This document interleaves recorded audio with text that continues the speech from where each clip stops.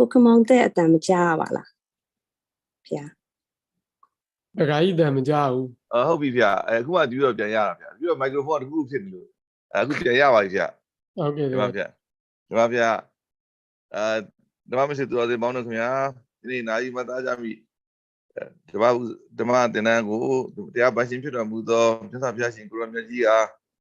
နမောတတသုံးညရွတ်ဆိုပူဇော်၍ဒီနေ့သင်္นานကိုဖွင့်လှစ်ကြပါကုန်စို့သူတော်ကောင်းပေါင်းတို့ခင်ဗျာနမောတတဘဂဝါတောအရဟတောသမ္မာသမ္ဗုဒ္ဓတ္တနမောတတ္တဘဂဝါတောအရဟတောသမ္မာသမ္ဗုဒ္ဓတ္တနမောတတ္တဘေကဝါတောအရဟတောသမ္မာသမ္ဗုဒ္ဓတ္တကိုရဆုံးသုံးပါးသောတရဏဂုံတို့နှင့်တကွအင်္ဂါ၅ပါးနှင့်ပြည့်စုံတော်မူသောသီလတော်မြတ်တို့ကိုကျေးဇူးတော်ရှင်ဆရာတော်ဘုရားထံမှအတူတကွခံယူစောင့်တည်နိုင်ကြရန်အတွက်ဓမ္မမစေသူတော်အောင်ပေါင်းတို့ဩဃာသဖြင့်ညီညာဖျားဖျားကြောကြပါကုန်စို့ခင်ဗျာဩဃာသဩဃာသဩဃာသကာယကံဝစီကံမနောကံသဗ္ဗဒေါသခတ်သိမ်းသောအပြစ်တို့ကိုပျောက်ပါစေခြင်းအကျိုးငါပထမဒုတိယတတိယတစ်ကြိမ်နှစ်ကြိမ်သုံးကြိမ်မြောက်အောင်ဘုရားယရနာတရားယရနာသံဃာယရနာယရနာမြတ်သုံးပါးတို့ကိုရိုးရိုးသေးသေးလေးလေးမြတ်မြတ်လက်ဆုံမိုး၍ချစ်ခိုးပူဇော်ဖူးမြော်မှန်လျှော့ကြောပါ၏ရှင်ဘုရားယရနာမြတ်သုံးပါးတို့အားယောသိမြတ်တို့လက်ဆုံမိုး၍ရှေခောဘုဇောဘုညောမန်လျောကြောကြသောတကိစ္စဂါရဝပနာမကောင်းမှုကုသိုလ်ကံစေရနာဖြာဖြာတို့ကြောင့်အာလုံတော်တရားနာပရိသတ်အပေါင်းသူတော်ကောင်းတို့ဤကိုတွင်ကိုပအိမ်တွင်အိမ်ပအလုတ်တွင်အလုတ်ပနထာနာတို့၌ကြောက်စေကြောက်လက်တံဖြစ်ကုန်သောဘေးဥပရန်သွဲအန္တရာယ်ဟုသည်များတို့သည်ကင်းစင်လွင်ပြောက်ကြလျက်စေချမ်းသာခြင်းကိုယ်ချမ်းမာခြင်းဉာဏ်ပညာကြီးခြင်းအကျဉ်းစီများအောင်မြင်ခြင်းဘုံတကုအာနုဘော်ကြည်ခြင်းအစရှိကုန်သောကောင်းကျိုးဒုက္ခအဝဝတို့နှင့်ပြည့်စုံကြကုန်ပြီလျင်ခြေခြေတော်ရိယာသူတော်စင်တို့ထိုးထွင်းသိမြင်အပ်သောမဲ့ညာဘုံညာမျက်နှိပ်ပံတို့ရလွယ်ရောက်လွယ်နိုင်သောသူတော်ကောင်းများဖြစ်ကြပါစေဆရာတော်ဖျားပြည့်တဲ့ဆုနဲ့ပြည့်ရပါလို့ရှင်ဗျာမယံဗန္တေမယံဗန္တေသန္တာရာသန္တာရာဝတ္တဒုက္ခတောဝတ္တဒုက္ခတောမောဇနထာယမောဇနထာယဣတရဏေနသဟတိတရဏေနသဟယင်္စသီလံယင်္စသီလံသမာဓိယာမသမာဓိယာမအရှင်ဘုရားအရှင်ဘုရားဘုရားတပည့်တော်များသည်ဘုရားတပည့်တော်များသည်သန္တရာဝဆင်းရဲမှသန္တရာဝဆင်းရဲမှထမြောက်ပါရခြင်းအကျိုးငါထမြောက်ပါရခြင်းအကျိုးငါတရဏဂုံ၃ပါးနှင့်တကွာတရဏဂုံ၃ပါးနှင့်တကွာ၅ပါးသော၅ပါးသောညောသီလတော်မြတ်ကိုကျင့်ဝတ်သီလတော်မြတ်ကိုကျင့်သုံးခံယူကျင့်သုံးခံယူသောက်တည်ပါ၏သောက်တည်ပါ၏အရှင်ဘုရားအရှင်ဘုရားဣဒံမေပုံညံဣဒံမေပုံညံဣဒံမေသီလံဣဒံမေသီလံနိဗ္ဗာနတ္တနိဗ္ဗာနတ္တပစ္စယောပစ္စယောဟောတုဟောတုဣတရဏေနသပိစသီလံသာဓုကံကတ္တဝဓမ္မပမဒေနတံပါဒေတာအာမဗန္ဒေပါဗျာဒီနေ့သာသနာတော်နှစ်2569ခုကောသာတက္ကရာ1385ခုခရစ်နှစ်2023ခုဇွန်လ10ရက်စနေနေ့ ထေရဝါဒဓမ္မအသင်းကြီးကကြီးမှုကျင်းပတဲ့ဓမ္မသဘင်၌ဂေါတကနိကေဦးဇင်းတို့ဂေါတကနိကေမှာလာရှိတဲ့နိတိကန္တသုတ်တော်ကိုဦးဇင်းတို့တန်စာဆင်ပြီးတော့ကုသိုလ်တကုစွမ်းအားတိုးဆိုတဲ့အပိုင်း6ကိုလေ့လာသင်ယူကြရမှာဖြစ်ပါတယ်ဦးဇင်းတို့ဒီလောကမှာစီးပွားဥစ္စာတွေရှာဖွေကြတယ်အမျိုးမျိုးအဲ့ဒီရှာဖွေကြတဲ့စီးပွားဥစ္စာတွေမှာဦးဇင်းတို့သူဟာလေးနဲ့သူတူရတွေကိုပေါင်းလိုက်မယ်ဆိုလို့ရှိရင်အဲ့ဒီဥစ္စာတွေဒီ၄မျိုးပဲရှိတယ်အဲ့ဒီ၄မျိုးတွေကဘာလဲဆိုလို့ရှိရင်နံပါတ်1ကမိမိတို့ဥစ္စာ၄မျိုးပေါ့ကိုရှာဖွေစုဆောင်းထားကြတဲ့ပစ္စည်းဥစ္စာတွေထဲမှာနံပါတ်1ဥစ္စာကဘာလဲဆိုလို့ရှိရင်ဦးဇင်းတို့သာဝရဥစ္စာသာဝရဥစ္စာလို့ဆိုတဲ့ဥစ္စာကမိမိတို့ဒီနေရာမှာထားရင်ဒီနေရာမှာပဲရှိနေတတ်တဲ့ရွှေတွေငွေတွေတိုက်တာတွေမိမိတို့အစာအုပ်တွေအဲ့ဒီတက်မဲ့အရာအလုံးဒီသာဝရဥစ္စာလို့မှတ်ရမယ်ပေါ့နောက်နံပါတ်2ဥစ္စာကဘာလဲဆိုရင်ဇင်ကမဥစ္စာဆိုတာကဦးဇင်းတို့တရွေ့ရွေလျားသွားလာတတ်တဲ့နွားတွေမိမိတို့စင်တွေကျွဲတွေကျွန်းယောက်ျားကျွန်းမိန်းမစားတဲ့သက်ရှိအရာဝတ္ထုမှန်သမျှသည်ဇင်ကမဥစ္စာလို့အဲ့ဒီလိုမှတ်ရမယ်နောက်နံပါတ်3အင်္ဂသမဥစ္စာဆိုတဲ့ဥစ္စာကတော့ဦးဇင်းတို့ခန္ဓာကိုယ်ရဲ့အစိတ်ပိုင်းတွေမိမိတို့ဒီခန္ဓာကိုယ်ကိုအကြောင်းပြုပြီးတော့အတတ်ပညာတွေလက်မှုပညာတွေနှုတ်မှုပညာတွေသင်ယူကြတယ်အဲ့ဒီအတတ်ပညာတွေဒီမိမိတို့နောက်ကိုခန္ဓာကိုယ်ကြီးသွားတဲ့နေရာကိုမိမိတို့အမြဲတမ်းဒီအတတ်ပညာတွေဒီလိုက်နေတယ်အဲ့လိုမျိုးပစ္စည်းဥစ္စာတွေအတတ်ပညာတွေကိုကြတော့အင်္ဂသမဥစ္စာဆိုပြီးတော့အဲ့ဒီလိုမှတ်ရမယ်ပေါ့နောက်ဆုံးဖြစ်တဲ့မိမိတို့ဥစ္စာကြတော့အနုဂါမိကဥစ္စာတဲ့ဦးဇင်းတို့ဒီနေ့ဒီဒေသနာတော်မှာပြောလိုခြင်းဥစ္စာပေါ့အနုဂါမိကဥစ္စာဆိုတာကတော့ဦးဇင်းတို့ဒါနတွေစောင့်တည်ကြတယ်သီလတွေစောင့်တည်ဒါနတွေပြုကြတယ်သီလတွေစောင့်တည်ကြတယ်သမာဓိတွေပွားများကြတယ်ပညာတရားတွေကြိုးစားအားထုတ်ကြတယ်အဲ့ဒီဥစ္စာကြတော့ဦးဇင်းတို့မိမိတို့သွားတဲ့နေရာနောက်ကိုအမြဲတမ်းကိုနောက်မှာအရိပ်တပွဲဘယ်လိုမှခြံထားလို့လည်းမရဘူးမိမိတို့နိဗ္ဗာန်တိုင်အောင်ယူဆောင်လို့သွားတဲ့အရာသွားတဲ့ဥစ္စာသည်မိမိတို့အနုဂါမိကဥစ္စာတဲ့အဲ့ဒါတွေကိုဦးဇင်းတို့ဒီနေ့ဒီဒေသနာတော်မှာမြတ်စွာဘုရားကဘယ်လိုဟောကြားထားလဲဆိုတာကိုဦးဇင်းတို့လက်ဆင့်ကမ်းပြီးတော့မျှဝေပေးပါမယ်အဲဒါကြောင့်ဦးဇင်းတို့ဒီနေ့ဒီဒေသနာတော်ကိုမြတ်စွာဘုရားရှင်ရဲ့ဟောကြားထားတဲ့တရားဒေသနာတော်ကိုဦးဇင်းတို့မဟောကြားမီဒီတရားဒေသနာတော်ကိုမနာကြမီတရားတော်ရဲ့အပိုင်းရှင်ဖြစ်တဲ့မြတ်စွာဘုရားရှင်ကိုတော်မြတ်ကြီးကိုဥစွာပထမဦးဇင်းတို့ရှ िख ိုးကြရအောင်ပေါ့ဗုဒ္ဓဘောဓာယဒေတတိတံတော်ယောဓမ္မရာယသဓမ္မရာယတံတော်ဓမ္မဒိဏောဝဒရဏာယသနေဗုဒ္ဓနိဗ္ဗာနတ္ထာယတံလောကဒရဏနမေလောကဒရဏောလောကသုံးပါး၏ကိုးစားမိကိုရာတစုဖြစ်တော်မူပေထသောယောဗုဒ္ဓံ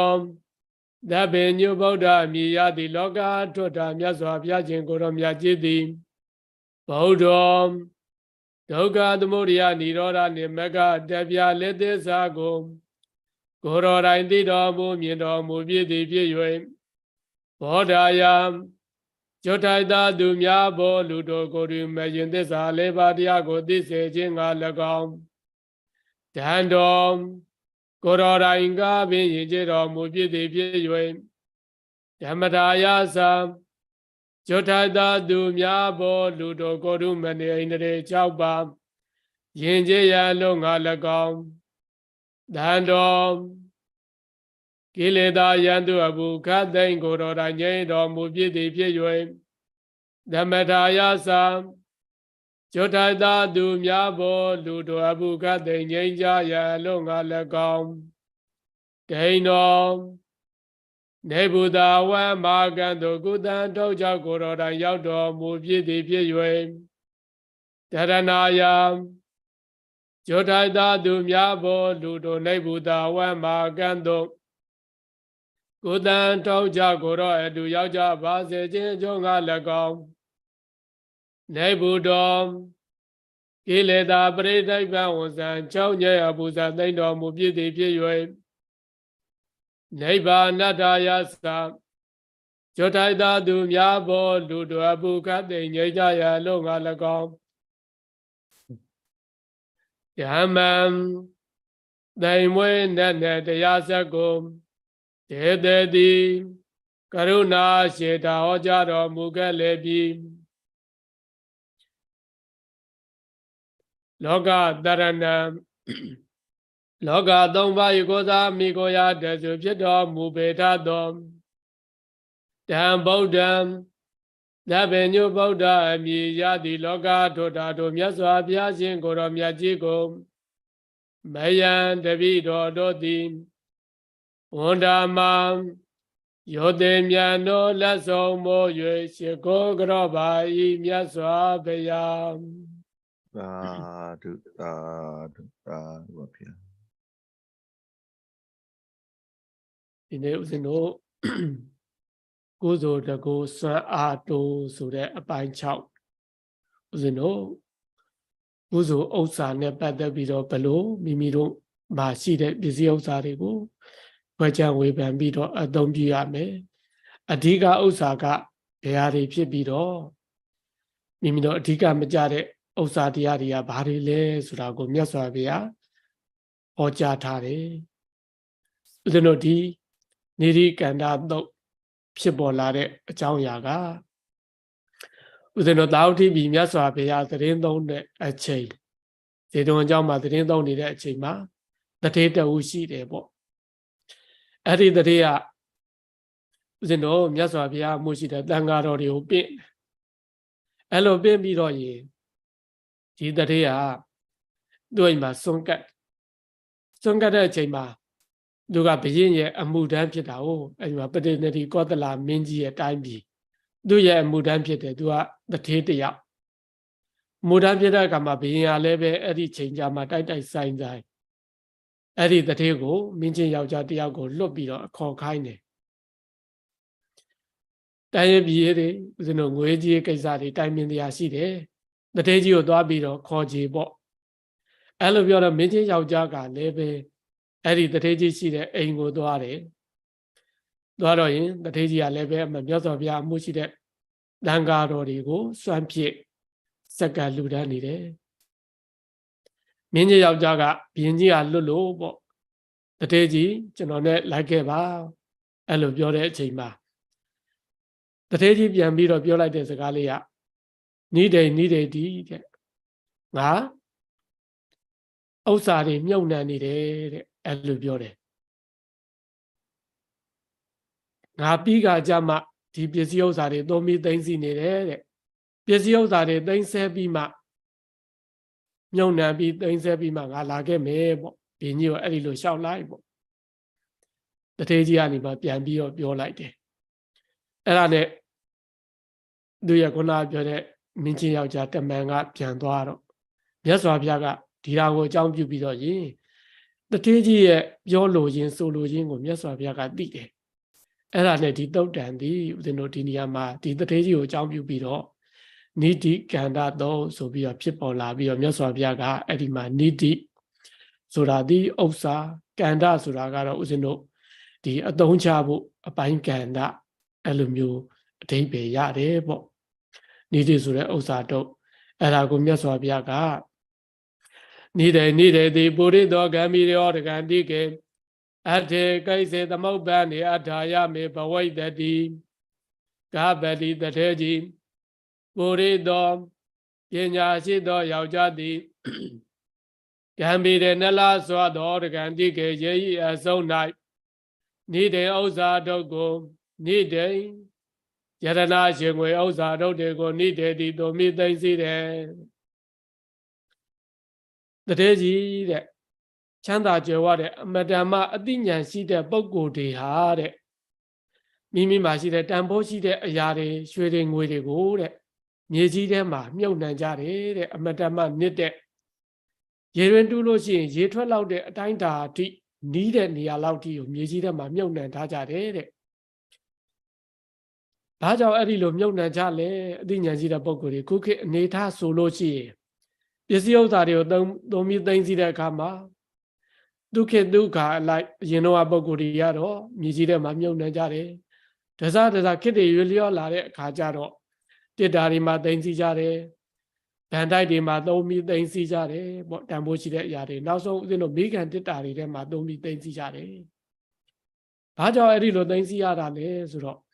အဋ္ဌိကိတ္တေသမုပ္ပံမေအထာယမေဘဝိတ္တိတဲ့မင်းငါဖို့ရအဋ္ဌိကိစ္စကြီးငယ်မှန်သမျှတို့သည်သမုပ္ပံနေဖြစ်ပေါ်၍လာသည်ရှိသောမင်းငါဤအထာယအကျိုးငါဘဝိတ္တိဖြစ်ပါလိမ့်မယ်မိမိတို့မှာကိစ္စကြီးငယ်ကြည့်မယ်ဆိုလို့ရှိရင်ဒီရှိငွေပစ္စည်းဥစ္စာတွေကိုအသုံးချရမယ်ဆိုတဲ့အနေနဲ့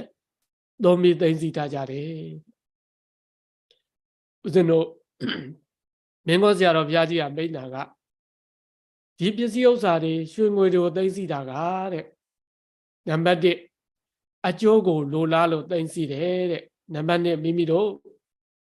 ဒီပစ္စည်းဥစ္စာတွေကိုသိသိတာသည်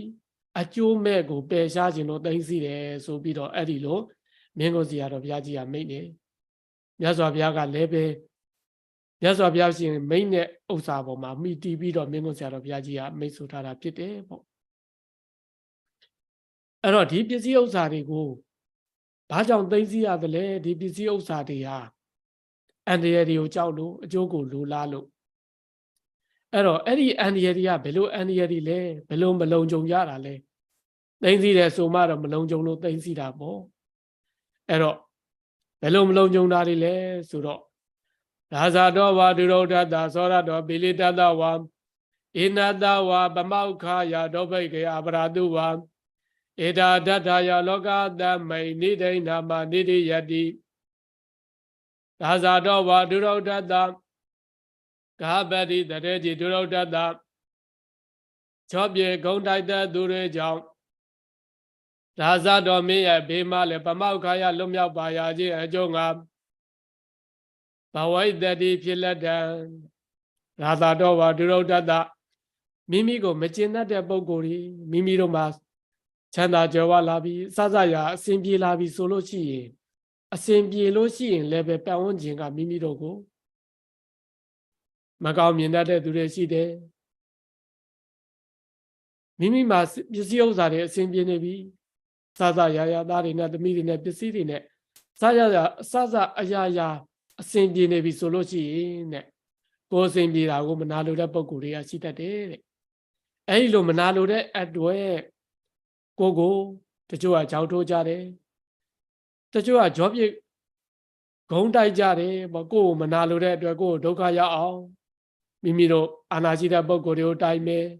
ဒီပုဂ္ဂိုလ်ကတော့ဟေးဦးဇင်းတို့မတမာတဲ့နည်းတွေနဲ့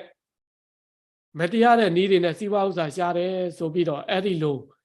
မိမိတို့မင်းတွေကိုအာနာပိုင်တွေကိုတိုင်ကြမယ်အဲ့လိုတိုင်တဲ့အခါကြလို့ရှိရင်မိမိတို့ကကိုယ်မှရှိတဲ့ဒီရွှေတွေငွေတွေနဲ့မြုပ်နှံထားတဲ့အရာတွေနဲ့ကိုယ်အဲ့ဒီလိုဒုက္ခအကျဉ်းချက်ကနေလွတ်အောင်ဆိုပြီးတော့ရင်ဒီရွှေငွေဥစ္စာတွေကိုသုံးပြီးသိမ်းဆည်းထားတယ်တဲ့နောက်တစ်ခါမိမိတို့သောရတော်ပိလိတတဝါပိလိတတမိမိတို့ကိုညင်တဲ့နှိစ္စတဲ့အခါမှာသောရတော်တကောရောအယမဗမ္မောက္ခယလွတ်မြောက်ပါရခြင်းအကျိုးငါဘဝိတ္တိဖြစ်လိမ့်မယ်တဲ့ကိုအကျဉ်းအကျပ်ရန်သူတွေနဲ့ဝိုင်းနေတဲ့အန္တရာယ်တွေရှိနေတဲ့ဟောဒီလောကကြီးတွေမှာတဲ့မိမိမှာအစဉ်ပြေတာတွေချမ်းသာတာတွေတွေ့လို့ရှိရင်လူရမှုတွေလည်းရှိတတ်တယ်ကိုယ်စီကခိုးချင်တဲ့သူတွေလိုချင်တဲ့သူတွေလည်းရှိတတ်တယ်အဲ့ဒီလိုရှိတဲ့အခါမှာအကျဉ်းအကျပ်ကိုဓာတ်ထောက်ပြီးတော့အနိုင်ကျင့်တာပဲဖြစ်ဖြစ်ကိုအဲ့ဒီလိုအနိုင်ကျင့်တဲ့အခါမှာတခိုးတွေလာပြီးတော့ခိုးတဲ့အခါမှာလည်းပဲဒီမိမိတို့မှာမြုပ်နှံထားတဲ့အဲ့ဒီရွှေတွေနဲ့ကိုယ့်ရဲ့အန္တရာယ်အကျဉ်းချက်ကနေပြီးတော့လွတ်မြောက်ဖို့အတွက် ကိုယ့်ရဲ့အသက်ကိုကာကွယ်ဖို့အတွက်ဒီပစ္စည်းဥစ္စာတွေကိုမြုပ်နှံရတယ်တဲ့ဒါနံပါတ်1အိနတဝဗမောက္ခာယအိနတကျွေးမြည်တင်မိမိတို့မှာအကျွေးတွေဝိုင်းနေတဲ့အခါမှာဗမောက္ခာယလွတ်မြောက်ပါရခြင်းအကျိုးငါဘဝိတ္တိဖြစ်ပါလိမ့်မယ်တဲ့မိမိတို့မှာကျွေးတွေဝိုင်းနေပြီကိုယ်မှာကျွေးတွေတင်းနေပြီဆိုလို့ရှိရင်လည်းပဲငါတို့တွေဒီကျွေးတွေကိုရှင်းမှဖြစ်မယ်ကျွေးတွေနဲ့နေလို့မကိုက်ဘူးဒီကျွေးတွေသာငါတို့မှာတန်တရာတိပါသွားမယ်ဆိုလို့ရှိရင်အမတန်မှစိတ်ဆင်းရဲကိုယ်ဆင်းရဲဖြစ်လိုက်မယ်အခုလိုကျွေးတွေတင်နေတဲ့အခါမှာကိုယ်မှာမတက်တာလို့သာယူထားရတယ်ဒီကျွေးတွေရှိနေတဲ့အတွက်စိတ်ဆင်းရဲကိုယ်ဆင်းရဲဖြစ်နေရတယ်ဒါကြောင့်မလို့မိမိတို့လက်ထဲမှာရှိနေတဲ့ရွှေလေးတွေလက်ထဲမှာရှိနေတဲ့ပစ္စည်းဥစ္စာလေးကိုထုခွဲပြီးတော့ရင်ဒီကျွေးတွေကိုလည်းပဲငါတို့တွေကြည်အောင်ဆက်ရမယ်ဆိုတဲ့အနေထားနဲ့မိမိတို့ပစ္စည်းဥစ္စာတွေကိုမြုပ်နှံထားကြတယ်တဲ့နောက်တစ်ခါမိမိတို့ဒုဗ္ဗိခေခြင်းအငတ်မောခေါင်းပါတဲ့အခါမှာဘဝိတ္တိဖြစ်လိုက်မယ်တဲ့မိမိတို့ကိုယ်မှာအစာရည်သားတွေငတ်မောခေါင်းပါတဲ့အခါမှာအခက်အခဲတွေကြုံတဲ့အခါမှာလည်းပဲမိမိတို့သို့မင်းသိသိထားတဲ့ဒီဥစ္စာဒုတ်တွေနဲ့ဖြည့်ရှင်းရမယ်ပေါ့ဒုဗ္ဗိခေအပရာတုပါမိဘရေပဲစတဲ့အန္တရာယ်တွေကြုံလာတဲ့အခါမှာဗမောက္ခာယလွတ်မြောက်ပါရခြင်းအကျိုးငါဘဝိတ္တိဖြစ်ပါလိမ့်မယ်မိမိတို့မိဘတွေကြုံတဲ့အခါမှာဖြစ်ဖြစ်ရေဘေးတွေကြုံတဲ့အခါမှာဖြစ်ဖြစ်အဲ့လိုကြုံတဲ့အခါမှာလည်းပဲမိမိတို့သို့မင်းသိသိထားတဲ့မြုပ်နှံထားတဲ့ဟောဒီယရနာတွေနဲ့မိမိတို့ကထုခွဲပြီးတော့ဖြည့်ရှင်းရမယ်တဲ့အဲ့ဒီလိုရည်ရွယ်ချက်နဲ့လည်းပဲမိမိတို့ဒီပစ္စည်းဥစ္စာတွေကိုမြုပ်နှံထားကြတယ်တဲ့ဗန္နာတိုက်တွေမှာသို့မင်းသိသိထားကြတယ်အဲ့ဒီလိုရည်ရွယ်ချက်တွေနဲ့မိမိတို့ရည်ရွယ်ချက်၅မျိုးနဲ့သို့မင်းသိသိထားကြတယ်တဲ့ဒါကမိမိတို့လောကီပစ္စည်းဥစ္စာတွေကိုမိမိတို့လုံခြုံတဲ့နေရာမှာ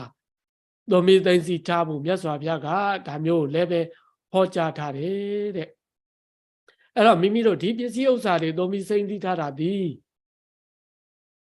စိတ်ချရရဲ့လားဒီလိုပစ္စည်းဥစ္စာတွေဒီလုံခြုံရဲ့လားအဲ့ဒီလိုတွေးကြရရှိတယ်မိမိတို့လောကီပစ္စည်းဥစ္စာတွေဒီဘလောက်ပဲသို့မင်းသိသိထားလုံခြုံမှုရှိရဲ့လားဆိုတာကိုမြတ်စွာဘုရားကသိတော်မူတဲ့အတွက်ဆက်လက်ပြီးတော့ဟောကြားထားတယ်တဲ့နေတိဝါဒါနာဇာဝတိတင်ညာဝတ္တဝိမောရှတိနာဂဝါပါဏာမေတိယက္ခဝါတိဟနတိနံအပိယဝါပိဒါယတာဥဒရဏိအပတ္တတောယတာပုံညခယောဟောတိသဗ္ဗမေတဝိနတတိဂဟပတိတတေကြီးနေတိဝါမိမိတို့မြုပ်နှံထားတဲ့အရာတွေသည်ဒါနာတိနိယမသဝတိရလျောတပါပဲမိမိတို့ဒီပစ္စည်းဥစ္စာတွေလုံခြုံပါပဲဆိုတဲ့နေရာတွေမှာမြုပ်နှံထားကြတယ်သိသိထားကြတယ်ဒါပေမဲ့အဲ့ဒီဥစ္စာတွေဟာတဲ့မိမိတို့အကြောင်းမျိုးကြောင့်ဌာနာစာဝေတိမိမိတို့ဒီနေရာနေပြီးတော့ကုသိုလ်ကောင်းမှုတွေကုံသွားတဲ့အခါမှာကုသိုလ်တရားတွေအားနည်းသွားတဲ့အချိန်ခါမှာမိမိတို့ဒီပစ္စည်းဥစ္စာတွေဒီ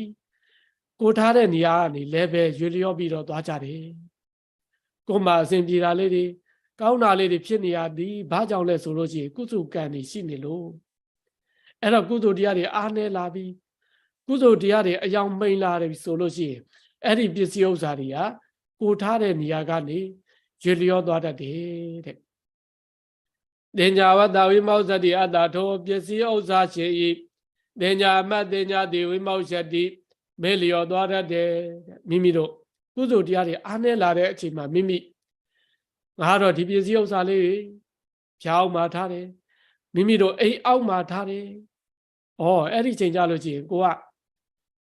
ကိုထားတဲ့ဥစ္စာတွေကိုငါဘယ်မှာထားသလဲငါနောက်ဘေးမှာထားတာလားအိမ်ရှိမှာထားတာလားဆိုတဲ့အဲ့ဒီကိုမှတ်ထားတဲ့အမှတ်သားလေးတွေပျောက်ပြီးတော့ရင်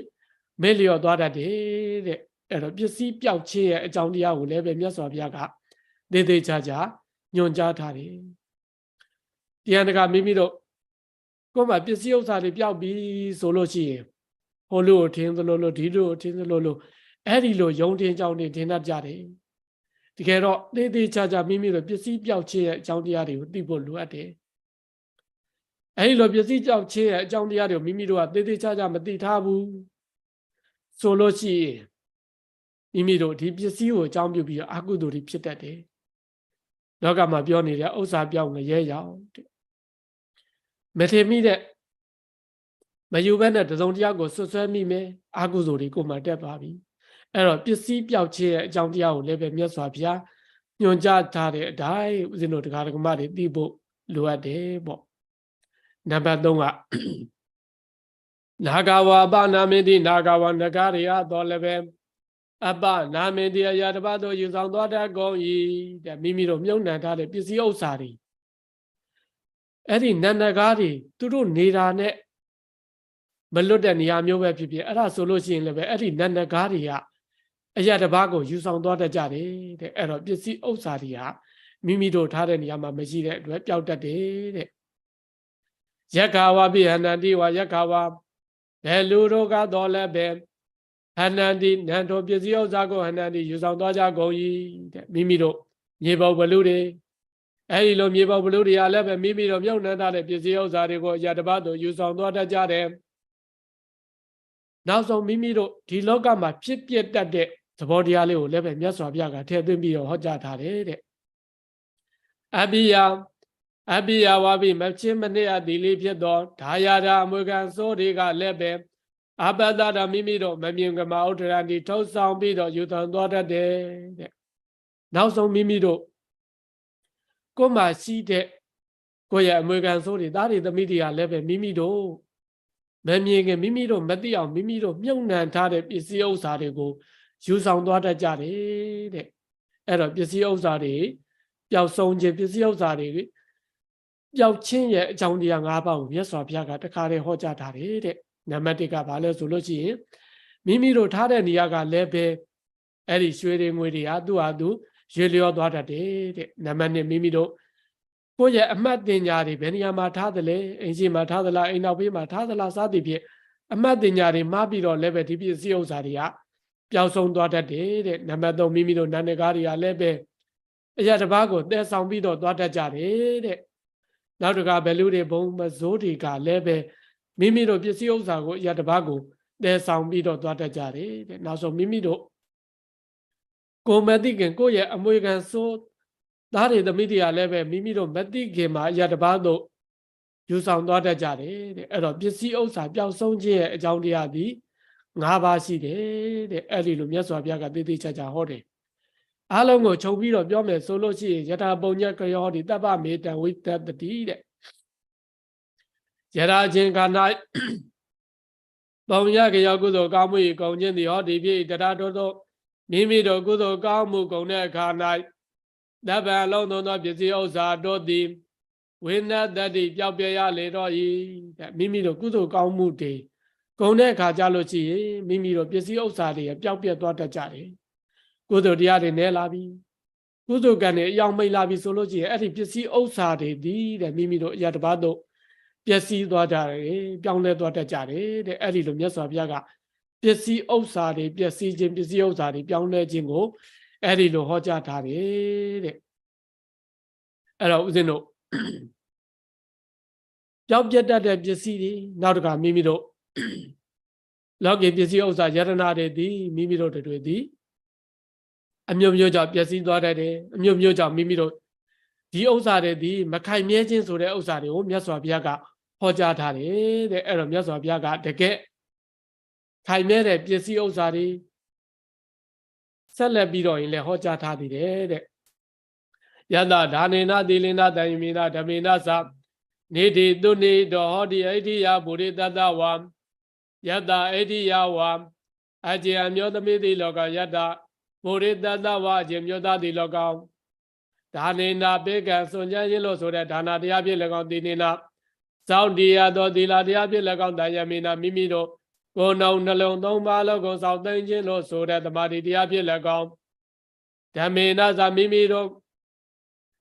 အိန္ဒြေတို့ကိုစောင့်သိကြောင်းဖြစ်သောသီလတရားဖြစ်၎င်းနေတိမိမိတို့ယရဏဥစ္စာကိုသူနေတော်ကောင်းစွာတော်မီသိသိရသည်ဟောသည်မောချမသွေဖြစ်ပါလေတော့ဤတဲ့မိမိတို့ပညာရှိတဲ့အမျိုးကောင်းသမီးပညာရှိတဲ့အမျိုးကောင်းသားတွေဟာတဲ့ဟောဒီလောကမှာရှိတယ်အဲ့ဒီလိုပုံကိုယ်တွေကတော့ဖြင့်တဲ့မိမိတို့ဒါနတွေကိုပြုလုပ်ကြတယ်သီလတွေကိုပြုလုပ်ကြတယ် သီလတွေစောင့်တည်ကြတယ်ဒါနတွေပြုကြတယ်မိမိတို့တမာတိတွေစောင့်တည်ကြတယ်ပညာတွေစီးပူးကြတယ်တဲ့မိမိတို့အဲ့ဒါကဘာလဲဆိုလို့ရှိရင်ရွှေအိုးတွေမြုပ်နှံနေတာတဲ့ယရနာဥစ္စာတွေကိုမြုပ်နှံနေတာဘာကြောင့်ဒီပုဂ္ဂိုလ်တွေကအဲ့ဒီလိုယရနာဥစ္စာတွေမြုပ်နှံကြသလဲမိမိတို့လောကမှာယရနာကိုပန်ဆင်ကြတဲ့ပုဂ္ဂိုလ်တွေရှိတယ်ယရနာကိုပန်ဆင်တာဒီယရနာရဲ့တန်ဖိုးယရနာရဲ့အရင်အသွေးကိုတီးလို့မိမိတို့ယရနာကိုပန်ဆင်ကြတယ်အဲဒီလိုပဲမိမိတို့ဒါနကိုပြုလုပ်ကြတယ်ဆိုတာကဒါနရဲ့အကျိုးတရားကိုသိလို့သီလကိုစောင့်တည်ကြတယ်သီလရဲ့အကျိုးတရားသီလရဲ့အရင်အသွေးကိုသိလို့မိမိတို့အဲဒီလိုဒါနတရားတွေစောင့်တည်ကြတယ်သီလတွေစောင့်တည်ကြတယ်တဲ့တမာတိတွေမိမိတို့ပွားများကြတယ်ပညာတရားတွေကိုတိုးပွားအောင်အားထုတ်ကြတယ်အဲ့ဒါကဘာလဲဆိုလို့ရှိရင်မိမိတို့အနုဂါမိကလို့ခေါ်တဲ့မိမိတို့ရွှေအိုးတွေကိုမြုပ်နှံကြတယ်တဲ့အဲ့ဒါကြောင့်မိမိတို့ဒါကိုယရနာရွှေအိုးဆိုပြီးတော့မိမိတို့မှတ်ထားရမယ်ပေါ့အဲ့တော့မိမိတို့မြတ်စွာဘုရားလောကီဥစ္စာတွေကိုလည်းပြောပြသွားပြီလောကီဥစ္စာတွေရဲ့မိမိတို့ပျက်စီးတတ်တဲ့အကြောင်းတရားတွေကိုလည်းပြောပြသွားပြီ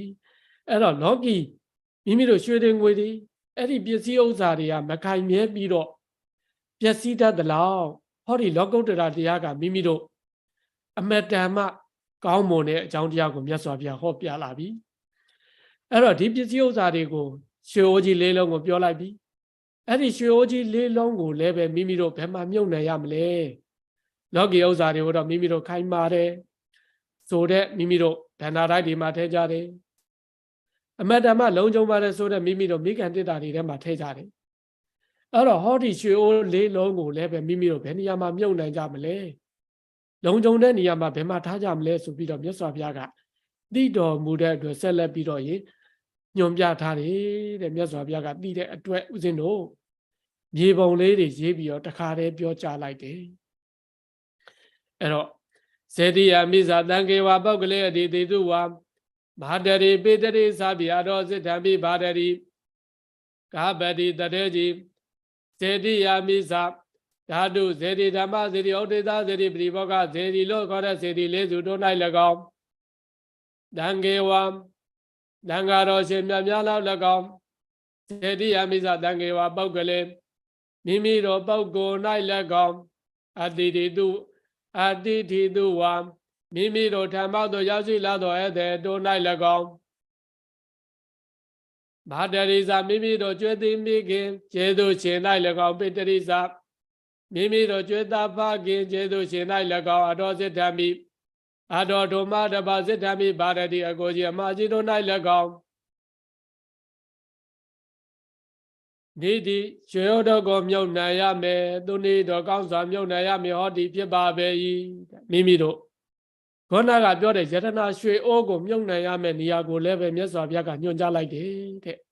အဲ့တော့ယတနာရွှေအိုးမြုပ်နှံရမယ်ဌာနပေါ့အဲ့ဒီဌာနက9ခုရှိတယ်တဲ့ဒါတွေကဘာလဲဆိုရင်ဦးဇင်းတို့တရားဓမ္မပေါင်းသူတော်ကောင်းတို့သိပြီးသားဇေတိယမိစ္ဆာမိမိတို့ဓာတုဇေဒီလို့ခေါ်တဲ့မိမိတို့မြတ်စွာဘုရားရှင်ကိုတော်မြတ်ကြီးဓာတ်တော်မွေတော်တို့ကိုအဲ့ဒါတွေကိုမိမိတို့စုယုံပြီးတော့ယင်ထပ်ပနာပြီးတော့စေတီတွေပြုလုပ်ထားတယ်အဲ့ဒီလိုစေတီတွေမှာလည်းပဲမိမိတို့မြုပ်နှံရမယ်တဲ့ဓမ္မဇေတီလို့ခေါ်တဲ့မိမိတို့ဓမ္မခန္ဓာတွေကိုစုယုံပြီးတော့ဓမ္မခန္ဓာတွေကိုမိမိတို့ဓမ္မနာထားပြီးတော့ပြုလုပ်ထားတဲ့စေတီတွေမှာ၎င်းဓာတုဇေတိဓမ္မဇေတိဩဒေသဇေတိလို့ခေါ်တဲ့မြတ်စွာဘုရားရှင်ကိုရည်စူးပြီးတော့တည်ထားကိုယ်ွယ်ကြတဲ့ဩဒေသဇေတိမှာ၎င်းဓာတုဇေတိဓမ္မဇေတိဩဒေသဇေတိပရိဘောဂဇေတိမိမိတို့မြတ်စွာဘုရားရှင်ဤအသောဆောင်ပရိဘောဂအဒေတိတို့ကိုဓပနာပြီးတော့ပြုလုပ်ထားတဲ့ဇေတိတွေမှာ၎င်းတဲ့မိမိတို့အဲ့ဒီဇေတိလေးသူမှာတဲ့မိမိတို့တန်ရှင်းတွေလုံးမဲ့ဇေတိယင်္ဂနာလို့ခေါ်တဲ့မိမိတို့ဇေတိရဲ့ဝေယဝိဇ္ဇတွေတန်ရှင်းတွေလုံးမဲ့တောက်ရည်သုံးဆောင်တွေဒီကြမယ်မိမိတို့ပန်းနေကပ်မယ်ဇွမ်းနေကပ်မယ်တဲ့မိမိတို့အဲ့ဒီတို့ဒါနတရားတွေပြုပြီးတော့လည်းပဲမိမိတို့ယရနာရွှေအိုးတွေမြုပ်ပဲတဲ့နောက်တကမိမိတို့အဲ့ဒီဇေဒီတို့ကိုအကြောင်းပြုပြီးတော့မိမိတို့သီလတရားတွေကိုလည်းပဲမြုပ်နှံကြမယ်နောက်တကမိမိတို့တရွေတိဇေဒီယင်ပြီးမှမိမိတို့သမာဓိတရားတွေကိုထူထောင်ပြီးတော့လည်းပဲမိမိတို့ ယရဏရှိအိုးတွေကိုမြုပ်နှံကြမယ်တဲ့မိမိတို့မိမိရဲ့ဇေဒီမှာအကြောင်းပြုပြီးတော့မိမိတို့ခန္ဓာကိုယ်တည်းရဲ့ဖြစ်တတ်တဲ့ခန္ဓာကိုယ်ရဲ့အမှန်တရားကိုမိမိတို့မြင်အောင်လည်းပဲပညာတရားကိုတိုးပေါအောင်ကြိုးစားအားထုတ်ခြင်းဖြင့်မိမိတို့ရှိအိုးတွေကိုမြုပ်နှံကြမယ်တဲ့အဲ့ဒီတော့နံပါတ်1ကဘာလဲဆိုလို့ရှိရင်ဇေဒီမှာမိမိတို့ရှိအိုးတွေမြုပ်နှံကြမယ်ပေါ့ဇေဒီအမိဇာတန်ကေဝါမိမိတို့တန်ဃာတော်ရှင်မြတ်တဲ့မြတ်စွာဘုရားရှင်ဟောကြားထားတဲ့အတိုင်းအယူသီလတူမြမယ်တဲ့မြတ်စွာဘုရားရဲ့အယူမြတ်စွာဘုရားရဲ့အကျင့်နဲ့တူအောင်ကျင့်တဲ့တန်ဃာတော်ရှင်မြတ်တွေကိုမိမိတို့အကြောင်းပြုပြီးတော့ဒါနတွေကိုလည်းပဲပြုလုပ်ကြမယ်သီလတွေကိုလည်းပဲစောင့်တည်ကြမယ်ဆိုလို့ရှိရင်မိမိတို့တွေသည်ဒီတန်ဃာတော်တွေကိုအကြောင်းပြုပြီးတော့မိမိတို့ယရဏရှိအိုးတွေမြုပ်နှံရမယ်တဲ့ဒါဆိုလို့ရှိရင်မိမိတို့ရှိအိုးမြုပ်နှံရနှစ်ဌာနကိုမြတ်စွာဘုရားကညွှန်ကြားလိုက်ပြီစေတိအမိဇာတန်ကေဝါပောက်ကလေးအတေတေသူဝါနောက်တကမိမိတို့ပောက်ကိုတဲ့အဲ့ဒီမိမိတို့ပုဂ္ဂိုလ်မှာလည်းမိမိတို့ဘယ်လိုပုဂ္ဂိုလ်ပဲဖြစ်ဖြစ်မိမိတို့ဂါရဝတရားတွေပူဇော်တိုက်တဲ့ပုဂ္ဂိုလ်ပူဇော်ရင်းဖြစ်မိမိတို့ဟောဒီလိုယရဏရှိအိုးတွေကိုမြုပ်နှံရမယ်တဲ့အဲ့တော့ရှိအိုးမြုပ်နှံရမိမိတို့စေတိယမိဇာနံပါတ်1တန်ကေဝါဆိုတဲ့တန်ဃာတော်မှာလည်းကောင်းမိမိတို့ပုဂ္ဂိုလ်ဆိုတဲ့နေရာမှာလည်းကောင်းမိမိတို့3ခုဖြစ်သွားပြီစေတိယမိဇာတန်ကေဝါပုဂ္ဂလေးအတိတိတုဝါတဲ့မိမိတို့အဲ့တဲ့မိမိတို့အရက်4မျက်နှာအရက်10မျက်နှာကရောက်ရှိလာတဲ့မိမိတို့အကြောင်းအားလျော်စွာရောက်ရှိလာတဲ့အဲ့ဒီဧည့်သည်တွေကိုလည်းပဲအကြောင်းပြုပြီးတော့မိမိတို့ဒါနတရားတွေကိုပြုလို့ရမယ်တဲ့မိမိတို့သီလတရားတွေကောင်းမွန်မှန်ကန်စွာမိမိတို့ပြောဆိုပြီးတော့သီလတရားတွေကိုလည်းပဲစောင့်တည်ရမယ်တဲ့ကိုယ်ထံကိုရောက်ရှိလာတဲ့ဧည့်သည်တွေကိုမိမိတို့အဲဝတ်ကြေပြုံချင်းဖြစ်မိမိတို့တွေသည်ဒီဧည့်သည်ကိုအကြောင်းပြုပြီးတော့မိမိတို့ဒါနတွေကုသိုလ်တွေကိုတိုးအောင်ပဲလုပ်မယ်ဒီဧည့်သည်ကိုအကြောင်းပြုပြီးတော့မိမိတို့တွေသည်အကုသိုလ်ဖြစ်မကံမှုဆိုတဲ့အနေနဲ့မိမိတို့တွေသည်ရှိအိုးတွေမြုပ်နှံရမယ်တဲ့မိမိတို့ဧည့်သည်တွေလာခြင်းသည်အိမ်သာလို့ဧည့်လာတာတဲ့မိမိတို့အိမ်မှာအမတန်မှအဲဝတ်ကြေပြုံတဲ့အတွက်ဧည့်လာခြင်းဖြစ်တယ်တဲ့ဒီဧည့်သည်တွေလာပါများရင်လည်းတချို့တွေကစိတ်ညစ်တတ်တယ်နော်ဘယ်လိုစိတ်ညစ်တတ်လဲဆိုလို့ရှိရင်ဧည့်သည်တွေကိုအကြောင်းပြုပြီးတော့မိမိတို့ကုံတယ်အဲ့တော့ကုံတဲ့အတွက်ကုံပြီးတော့ရင်အကုသိုလ်တော့အဖြစ်မကန်နဲ့ကုံပြီးတော့ကုသိုလ်ရအောင်ကြိုးစားအားထုတ်မယ်ဆိုပြီးတော့မိမိတို့ဒီဒေသနာတော်ကိုမြတ်စွာဘုရားရှင်ဟောကြားထားတဲ့အတိုင်းနားလည်ပြီးတော့မိမိတို့ကုသိုလ်တရားတွေဖြစ်အောင်ကြိုးစားအားထုတ်ရမယ်တဲ့အဲ့တော့မိမိတို့ဒီဧည့်သည်ဒီပင်လေးမိမိတို့ရှိအိုးမြုပ်နိုင်ရာဌာနတစ်ခုဖြစ်သွားပြီစေတိယမိဇာတန်ကေဝါပုဂ္ဂလေးအတိတေသူဝါမာတရီပိတရီစာပိတဲ့မိမိတို့ကျွတ်တိမိခင်မိမိတို့မိခင်တွေကိုအကြောင်းပြုပြီးတော့လည်းပဲမိမိတို့ရှိအိုးတွေမြုပ်နိုင်ရမယ်မိခင်ရဲ့ကျေးဇူးတွေကတော့မိမိတို့ဦးဇင်းတို့တရားဓမ္မတွေသိပြီးသားပါတဲ့အဲ့တော့ဖခင်မိမိတို့ဖခင်ကိုအကြောင်းပြုပြီးတော့လည်းပဲမိမိတို့ရှိအိုးမြုပ်နိုင်ရာဌာနတစ်ခုဖြစ်မိမိတို့သိရမယ်တဲ့မာတရီပိတရီစာပိအာထောစစ်တံပိဘာတရီတဲ့ပြီးတော့မိမိတို့မိခင်ဖခင်တွေကလွဲပြီးလို့ရှိရင်မိမိတို့တွေအကိုကြီးတွေအမကြီးတွေအဲ့ဒီအကိုကြီးတွေအမကြီးတွေကလည်းပဲမိမိတို့အမတ္တမကျေးဇူးကြီးတယ်မိမိတို့တွေဒီကိုကအငယ်ဖြစ်တယ်ဆိုလို့ရှိရင်ဒီကိုကြီးတွေအမကြီးတွေရဲ့ထိန်းချောင်းခြင်းကိုမိမိတို့တွေခံရတယ်ဒီကိုကြီးတွေအမကြီးတွေရဲ့စောင့်ရှောက်ခြင်းကိုမိမိတို့တွေခံယူရတယ်အဲ့တော့ဒီကိုကြီးတွေအမကြီးတွေအမတ္တမကျေးဇူးကြီးတယ်မိမိတို့ဒီကိုကြီးတွေအမကြီးတွေကိုချီပိုးပြီးတော့သွားကြတယ်ဒီကိုကြီးတွေမာကြီးတွေဟာကိုသမင်းတွေခေါ်ကြွေးပြုတယ်ကိုရဲ့မစင်တွေကိုဒီကိုကြီးတွေမာကြီးတွေကပဲသေးသေးချာချာသုတ်တင်ရှင်းလင်းပေးဘူးတဲ့ကိုကတော့ဒီကိုကြီးတွေမာကြီးတွေကိုအဲ့ဒီလိုမလုပ်ပေးဘူးတဲ့အမတမဒီကိုကြီးတွေမာကြီးတွေဟာလည်းပဲကျေးဇူးများတယ်ဒီကိုကြီးတွေမာကြီးတွေဟာဒီပြီလေမိမိတို့ကြောင်းပြောအောင်လိုက်ပို့ကြတယ်အဲ့တော့အကိုကြီးတွေမာကြီးတွေဟာလည်းပဲအမတန်မှကျေးဇူးများတယ်မိမိတို့ကဒီကိုကြီးတွေမာကြီးတွေကို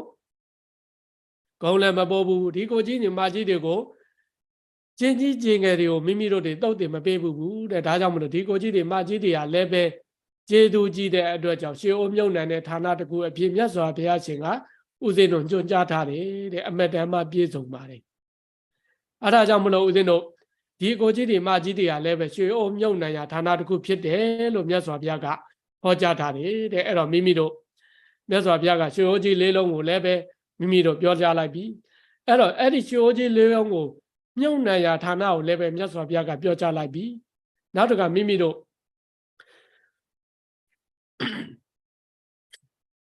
ဦးဇင်းတို့ယတနာရဲ့တန်ဖိုးကိုသိတဲ့အတွက်အဲ့ဒီယတနာကိုပန်ဆင်ကြသလိုဒီရွှေအိုးကြီးတွေကလည်းပဲဘယ်လောက်ထိတန်ဖိုးရှိတယ်ဒီရွှေအိုးကြီးတွေကလည်းပဲအရေးအသွေးတွေဘယ်လောက်ထိကောင်းတယ်ဆိုတဲ့ဥစ္စာကိုမြတ်စွာဘုရားကဆက်လက်ပြီးတော့ညွှန်ကြားထားတယ်တဲ့အဲ့ဒီမှာဧသောနိတိသူနိတောအာဇေယနုဂာမိကောဘာယဂမဏိယေတုဧတအာတာယကိစ္စတိတဲ့ကာပရိတတေကြီးသူနိတောကောင်းစွာတော်မိသိတိယတော်ဧတေနိတိဧယရဏဥစ္စာရေတိအာဇေယောတပတ်တော်ယံသူတို့ကမအောင်အပ်ပါပေတဲ့ဦးဇင်းတို့မိမိတို့ခုနကမြုပ်နှံလိုက်တဲ့ယရဏရှိအိုးတွေကိုတဲ့အာဇေယောဦးဇင်းတို့တကောတွေဓမ္မတွေမိမိတို့တစ်ဖက်ရန်သူတွေကအနိုင်ကျင့်ပြီးတော့မယူနိုင်ဘူးတဲ့အာဇေယောတဲ့နော်ရှေအိုးရဲ့အရေးအသွေးဦးဇင်းတို့ဒါနဆိုတဲ့ရှေအိုးသီလဆိုတဲ့ရှေအိုးသမာဓိပညာဆိုတဲ့ဟောဒီယရဏရှေအိုးတွေရဲ့အရေးအသွေးကိုမြတ်စွာဘုရားရှင်ကဟောကြားထားတယ်တဲ့အဲ့ဒီရှေအိုးတွေအားတဲ့မိမိတို့မှာပိုင်ဆိုင်ထားပြီးမိမိတို့တွေပြုလုပ်ထားပြီးဆိုလို့ရှိရင်အဲ့ဒီရှေအိုးတွေဟာဘယ်သူမှလူယူလို့မရဘူးတဲ့အနိုင်ကျင့်ယူလို့လည်းမရဘူးတဲ့ဆိုကြပါတော့မိမိတို့ကိုယ်မှာဒါနတရားတွေစောင့်တည်လိုက်ပြီအဲ့ဒီဒါနတရားတွေကြောင့်မိမိတို့မှာစိတ်စေဥစ္စာတွေကျွယ်ဝလာပြီစသဖြင့်အစဉ်ပြေလာပြီဆိုလို့ရှိရင်အဲ့ဒီမိမိတို့ကိုဘယ်သူကမှအနိုင်ကျင့်ပြီးတော့ယူလို့မရဘူးတဲ့ဘယ်သူမှကိုယ်စီကဒီပြဒါနတရားတွေကိုခိုးယူလို့မရဘူးတဲ့ရန်သူမျိုး၅ပါးဖြည့်ဆည်းလို့မရဘူးတဲ့မိမိတို့ကိုယ်ကိုအကယ်၍အနိုင်ကျင့်ယူလိုက်ပြီဆိုကြပါစို့လောဘတရားတွေကအနိုင်ယူလိုက်ပြီဒေါသတရားတွေကအနိုင်ကျင့်ခံလိုက်ရတယ်ဆိုလို့ရှိရင်ကိုယ်မှာဒီဒါနတရားတွေကနည်းနေသေးတယ်ကုသိုလ်တရားတွေကုသိုလ်ရဲ့အစိမ်အဝါလေးတွေနည်းနေကြတယ်လို့မိမိတို့အဲ့ဒီလိုသဘောပေါက်ရမယ်တကယ်ဒါနရဲ့တရားသည်တဲ့အဇေရောမိမိတို့ဘယ်သူမှမအောင်နိုင်ဘူးတဲ့ဒါနကိုရှင်ပြိုင်လို့မရဘူးသီလကိုရှင်ပြိုင်လို့မရဘူးအဲ့ဒီကုသိုလ်တရားတွေကိုဘယ်သူကမှရှင်ပြိုင်လို့မရဘူးလို့မြတ်စွာဘုရားကအဲ့ဒီလိုတိတိကျကျဟောထားတယ်ဒါကြောင့်မလို့ကိုယ်အနှံ့ကျင့်တဲ့ပုံကိုယ်တွေအနှံ့ကျင့်ပြီးတော့ယူတဲ့ပုံကိုယ်တွေရှိလာပြီဆိုလို့ရှိရင်ဟောငါမှကုသိုလ်တရားတွေနည်းနေလို့ပါလားဆိုတဲ့မိမိတို့ယုံကြည်တဲ့တရားတရားနဲ့မိမိတို့ကိုသိရမယ်ပေါ့ဩငါမှတော့ဖြစ်ဒါနတရားတွေနည်းနေတယ်ကုသိုလ်တရားတွေနည်းနေသေးတယ်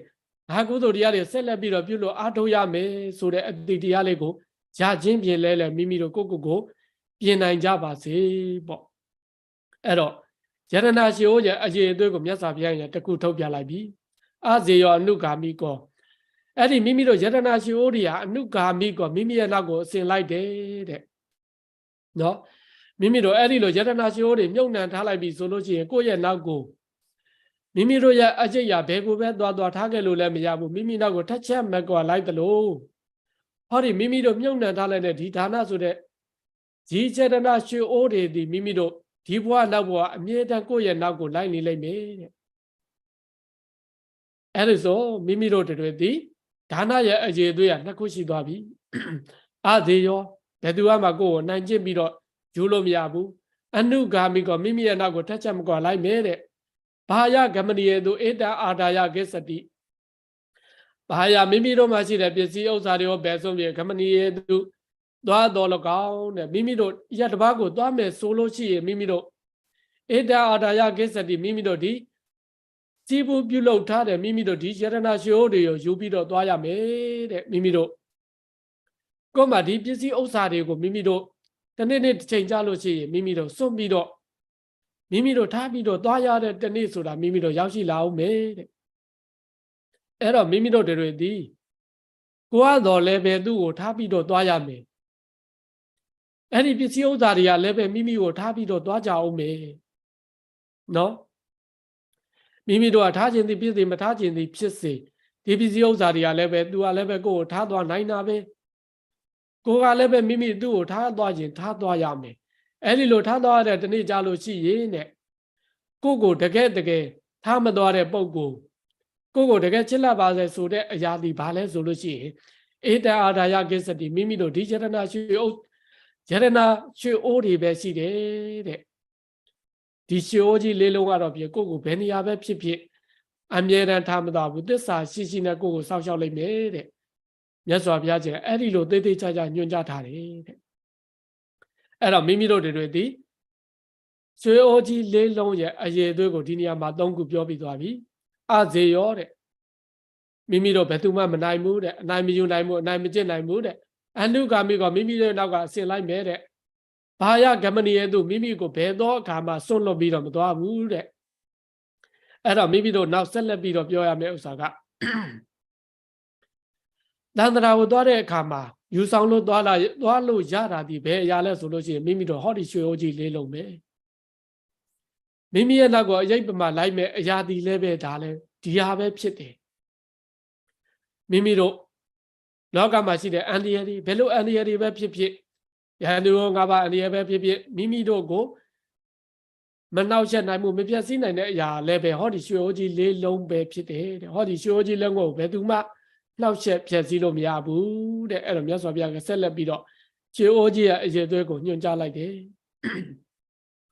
အဒါရဏမင်းကျင်တဲ့အသောရဏောတိတိကယိရာရဒီရောပုံညာနိယောတိတိအနုဂါမိနောကာပရိတရေကြီးအညင်တကြသောပစ္စည်းတို့ဤအဒါရဏမဆက်ဆံမှုတဲ့မိမိတို့ဟောဒီရွှေအိုးကြီးလေးလုံးကတော့ဖြင့်တဲ့မိမိတို့အခြားသောသူတွေနဲ့ဘယ်သူမှမဆက်ဆံတဲ့မိမိတို့ကိုယ်ပိုင်ပစ္စည်းတွေဖြစ်တယ်တဲ့မြတ်စွာဘုရားအဒါရဏမင်းကျင်တဲ့ဒီရွှေအိုးကြီးလေးလုံးကတော့ဖြင့်မိမိတို့ပိုင်တဲ့ကိုယ်ပိုင်ဥစ္စာဖြစ်တယ်လို့အဲ့ဒီလိုဟောတယ်အဲ့တော့မိမိတို့တွေဒီမိမိတို့မှာရှိတဲ့ရွှေတွေငွေတွေအိမ်တွေဒီပစ္စည်းဥစ္စာတွေဒီကိုရှာထားတာဖြစ်တယ်အဲ့တော့ကိုရှာထားတဲ့ပစ္စည်းဥစ္စာတွေကိုမိမိတို့ကရောင်းခြင်းလဲရောင်းမယ်ကိုပေးခြင်းတဲ့လူကိုလည်းပေးမယ်မိမိတို့ကိုဝေးအဲ့ဒီပစ္စည်းဥစ္စာတွေမိမိတို့ကရောင်းမယ်ကိုပေးခြင်းတဲ့လူကိုပေးမယ်ဆိုလို့ရှိရင်မိမိတို့အရင်ဆုံးကန့်ကွက်နိုင်တဲ့ပုံကိုယ်တွေကဘယ်လိုတွေလဲဆိုလို့ရှိရင်ကိုယ်မှာမွေးထားတဲ့ကိုယ့်ရဲ့သားသမီးတွေဒီကန့်ကွက်နိုင်တယ်ပြောချင်တာဒီပစ္စည်းဥစ္စာတွေဒီကိုပိုင်ပါတယ်လို့ပြောတော့လဲတကယ်ကြတော့ကိုဆုံးဖြတ်ချက်တကူတည်းနဲ့လုပ်လို့ရရလားဆိုတော့မရဘူးတဲ့အဲ့တော့ကိုပိုင်ဥစ္စာအစ်စ်မဖြစ်နိုင်ဘူးဆိုတဲ့ဥစ္စာကိုလည်းပဲမိမိတို့သဘောပေါက်ရမယ်ပေါ့ဒီမိမိတို့ပြုလုပ်ထားတဲ့ဟောဒီရွှေအိုးကြီးလေးလုံးကတော့ဖြစ်ဘယ်သူနဲ့မှမဆက်ဆက်ဘူးတဲ့ကိုအမတန်မှချစ်တယ်ဆိုတဲ့ကိုရဲ့သားတွေနဲ့လည်းပဲမဆက်ဆက်ဘူးကိုလုပ်ရင်ကိုရမယ်ဒီရွှေအိုးကြီးလေးလုံးကတော့ဖြစ်မိမိတို့နောက်ကိုတောက်လျှောက်ကိုလိုက်မယ်တဲ့ဘယ်သူနဲ့မှမဆက်ဆက်ဘူးတဲ့ကိုပိုင်ဥစ္စာဖြစ်တယ်ဆိုပြီးတော့မြတ်စွာဘုရားကဘယ်သူနဲ့မှမဆက်ဆက်ဘူးတဲ့မိမိပိုင်တဲ့ဥစ္စာသွန်လိုကသွန်မောက်လိုကမောက်ကိုယ့်ရဲ့နောက်ကိုနှင်ထုတ်လို့လည်းမရဘူးလုပ်ပြီးဆိုလို့ရှိရင်ကိုယ့်ရဲ့နောက်ကိုတောက်လျှောက်လိုက်လိုက်မယ်တဲ့အဲ့ဒီလိုညွှန်ပြထားတယ်အာဒါရဏမင်းကျင်တဲ့အသောရအာသောရဟရဏောနိတိတဲ့အာသောရဟရဏောနိတိမိမိတို့တခိုးရရန်သူတွေကလည်းပဲမပြတ်စီးနိုင်တဲ့ခိုးယူလို့မသွားတဲ့ဥစ္စာပါပဲဒီတဲ့မိမိတို့ဟောဒီယရဏရှိဥစ္စာတွေကတော့ဖြစ်ဘယ်သူကမှကိုယ်စီကနေအနိုင်ကျင့်ပြီးတော့လဲယူလို့မသွားဘူးတဲ့ယူလို့လည်းမရဘူးတဲ့အာသောရဟရဏောနိတိဘယ်သူကမှခိုးလို့သွားလို့မရဘူးတဲ့ကိုယ်ပိုင်ဥစ္စာဖြစ်တယ်ဆိုပြီးတော့ရေမြတ်စွာဘုရားကပစ္စည်းဥစ္စာဟောဒီရွှေအိုးကြီးလေးလုံးရဲ့အကျေသွေးကိုလည်းပဲဒီနေရာမှာဟောကြားထားတယ်တဲ့အဲ့တော့မိမိတို့လောကမှာရှိတဲ့ယတနာတွေဒီတန်ဖိုးကိုသိလို့မိမိတို့တွေဒီပန်စင်ကြသလိုမိမိတို့ဟောဒီရွှေအိုးကြီးလေးလုံးကလည်းပဲရွှေအိုးကြီးရဲ့အကျေသွေးကိုရှိတယ်တဲ့အဲ့တော့မိမိတို့ဒါနရဲ့အကျိုးတရားကိုနားလည်တဲ့ပုဂ္ဂိုလ်သီလရဲ့အကျိုးတရားတွေနားလည်တဲ့ပုဂ္ဂိုလ်ဟောဒီယတနာရွှေအိုးကြီးလေးလုံးရဲ့အကျိုးတရားကိုတိတိကျကျသိပြီးတော့နားလည်တဲ့ပုဂ္ဂိုလ်တွေဒီဟောဒီယတနာရွှေအိုးတွေကိုမိမိတို့တန်တန်မှမြုပ်နှံကြလိမ့်မယ်ဘယ်တော့အခါမှမပြောင်းမပြတ်တဲ့မိမိတို့ရင်ထဲမှာတိတိကျကျခိုင်မာတဲ့နေရာမှာမိမိတို့မြုပ်နှံကြလိမ့်မယ်အဲ့တော့မိမိတို့တွေဒီရွှေအိုးကြီးကိုလေးလုံးကိုမြုပ်လိုက်တော့အဖြစ်မိမိတို့တွေဘယ်လိုအကျိုးကျေးဇူးတွေရရှိသလဲတဲ့အဲ့တော့မြတ်စွာဘုရားကဆက်လက်ပြီးတော့ဟောကြားထားတယ်ဧတဒေဝမနုဿန္တတဗ္ဗကာမတရောနိတိယံယဒေဝဘိပဒ္ဒနိတဗ္ဗမေတေနလပ္ပတိတဲ့ဧတမိမိတို့ဒီယရဏရွှေအိုးကြီးလေးလုံးသည်ဒေဝမနုဿန္တနတ်လူတို့အတ္တဗကာမတရောနိတိခသိမ့်သောအလုကိုပိဋကသောရွှေအိုးကြီးပါပဲသည်တဲ့မိမိတို့ဒီယရဏရွှေအိုးတွေကမိမိတို့လိုတဲ့ဥစ္စာကိုပေးတယ်တဲ့မိမိတို့လူတွေလိုချင်တာကိုပေးတယ်နတ်တွေလိုချင်တဲ့အရာကိုပေးတယ်တဲ့မိမိတို့ဖြစ်ချင်တဲ့အရာတွေကိုပေးတယ်တဲ့နော်ပို့တယ်လို့တော့မထင်နဲ့ဦးဇင်းတို့ဧတဒေဝမနုဿန္တတဗ္ဗကာမတရောနိတိ တဗ္ဗကာမတရောနိတိတဲ့မိမိတို့လူတွေနဲ့တွေလိုချင်တဲ့ချမ်းသာဒုက္ခကိုပေးတယ်တဲ့ဒါမြတ်စွာဘုရားရှင်ဟောကြားထားတာမိမိတို့လူချမ်းသာကိုလိုချင်သလားနတ်ချမ်းသာကိုလိုချင်သလားအဲ့ဒီနတ်တွေလိုချင်တဲ့လူတွေလိုချင်တဲ့ချမ်းသာဒုက္ခကိုပေးတယ်တဲ့နော်ဧသာဒေဝမနုဿနတဗ္ဗကာမတရောနိတိယံယဒေဝဘိပတ္တနိတဗ္ဗမေဒေနလပ္ပတိယံယဒေဝမိမိတို့လံပတ်ဒီအမျိုးမျိုးကိုဒီပလင်ဘိပတ္တနိတောင်းတကြလေကုန်၏တဗ္ဗမိမိတို့တောင်းတတဲ့ချမ်းသာဒုက္ခအမျိုးမျိုးကိုဧဒေနဒီယရဏရွှေယရဏရွှေအိုကြီးလေးလုံးပြည့်လပ္ပတိယပါပေ၏တဲ့မိမိတို့တောင်းတတဲ့မိမိတို့စိတ်ထဲမှာတောင်းတတာတွေအတိအသေးရှိကြမယ်လို့အဲ့ဒီလိုမိမိတို့တောင်းတတဲ့အတိသောဥစ္စာတွေကိုတဲ့ဟောဒီယရဏရွှေအိုတွေကပြည့်စုံအောင်ဖြည့်ဆည်းပေးတယ်တဲ့မိမိတို့စိတ်ထဲမှာကိုလိုချင်တာလေးတွေအတိရှိကြလိမ့်မယ်ပေါ့မိမိတို့ဘာတွေပြရပါလို့ညာတွေပြရပါလို့ချမ်းသာရပါလို့မိမိတို့တွေသည်ကိုယ့်ရဲ့နေတာပြောရမယ်ဆိုလို့ရှိရင်အိမ်နေလည်းဘိုင်းရပါလို့တက်ဆလာကားကြီးတို့လည်းစီးရပါလို့အဲ့ဒီလိုမိမိတို့တောင်းတတာတွေကိုအပိပတ္တန်တိအဲ့ဒီလိုတောင်းတကြလိမ့်မယ်တဲ့အဲ့ဒီလိုတောင်းတတဲ့တွေကိုဒီမိမိတို့ဟောဒီယရဏရွှေအိုးကနေပြည့်စုံအောင်ပေးမယ်တဲ့နော်အခြားတွေကိုပေးတာလားဆိုတော့မဟုတ်ဘူးတဲ့မိမိတို့တောင်းတတာတွေကိုပေးတယ်တဲ့ဘယ်သူကပေးလဲဆိုလို့ရှိရင်ဟောဒီရွှေအိုးကြီးလေးလုံးကပေးတယ်တဲ့ဒါဘုရားဟောတာနော်အဲ့တော့ဧတဒေဝမနုဿနတဗ္ဗကာမတရောနိတိယံယဒေဝဘိပတ္တနိတဗ္ဗမေဒေနလပ္ပတိ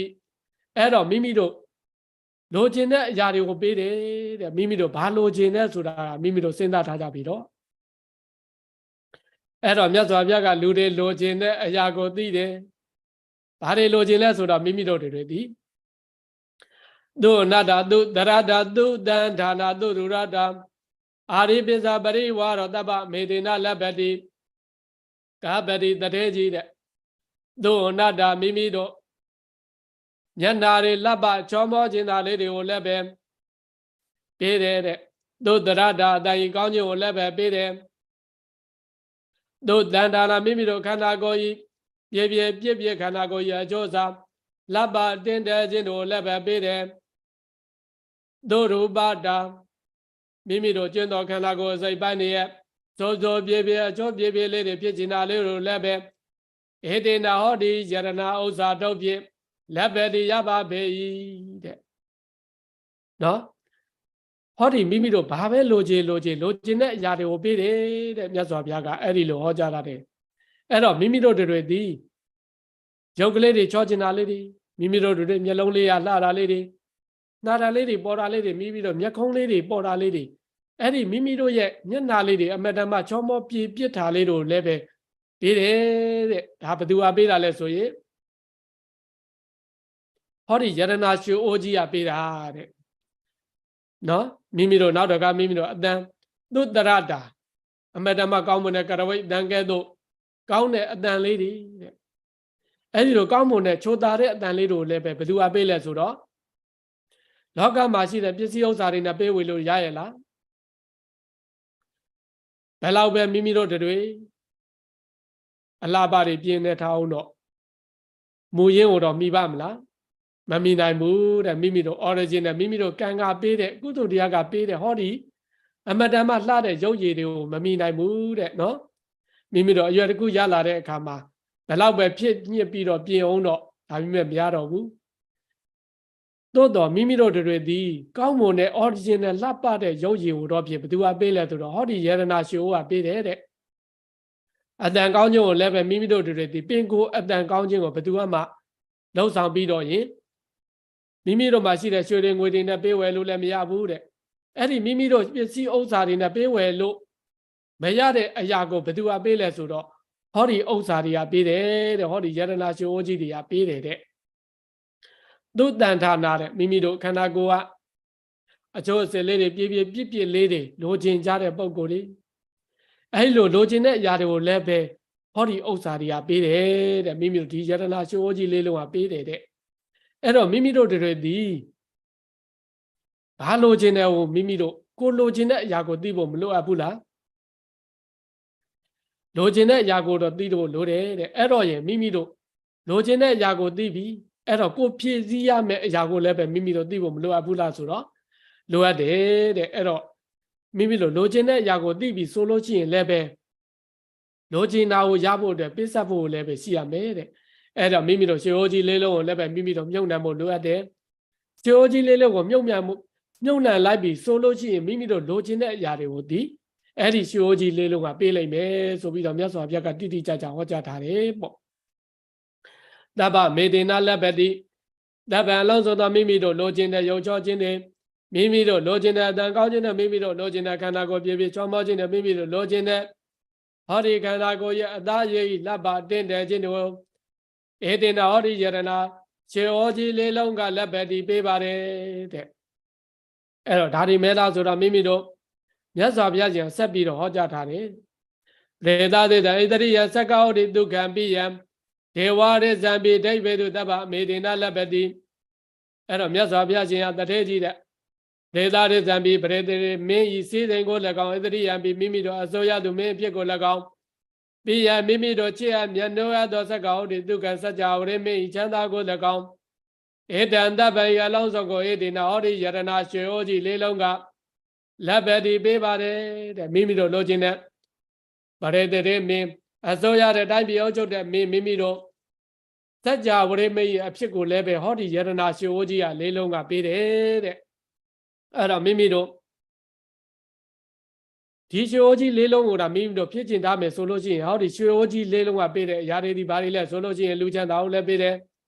မိမိတို့ရုပ်ကြောခြင်းကိုလည်းပေးတယ်အတန်ကောင်းခြင်းကိုလည်းပေးတယ်ခန္ဓာကိုယ်ပြည့်ပြည့်ခြင်းတွေကိုလည်းပေးတယ်တဲ့နောက်ဆုံးမိမိတို့စัจ java ဝရမင်းချမ်းသာကိုလည်းပဲမပေးဘူးလားဆိုတော့ပေးတယ်တဲ့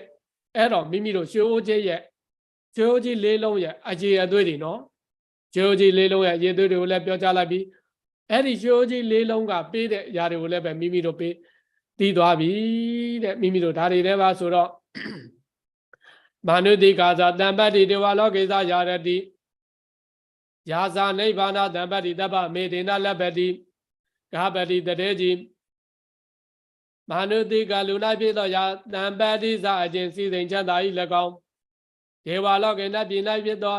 ယာယတိစအခြင်းပျော်မွေ့တရားကောင်းသောနတ်စည်းစိမ်ကို၎င်းယာဇာနိဗ္ဗာနတံပတ္တိအခြင်းနိဗ္ဗာန်ချမ်းသာကို၎င်းတပ္ပံအလုံးစုံကုန်သော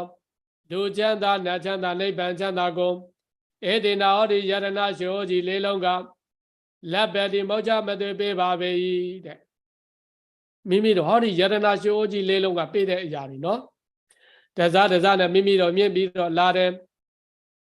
ဒီယရဏရွှေဩကြီးလေးလုံးကဘာတွေပေးလဲဆိုလို့ရှိရင်မာနုတိကာသတံပတ္တိဒေဝလောကေသယာယတိ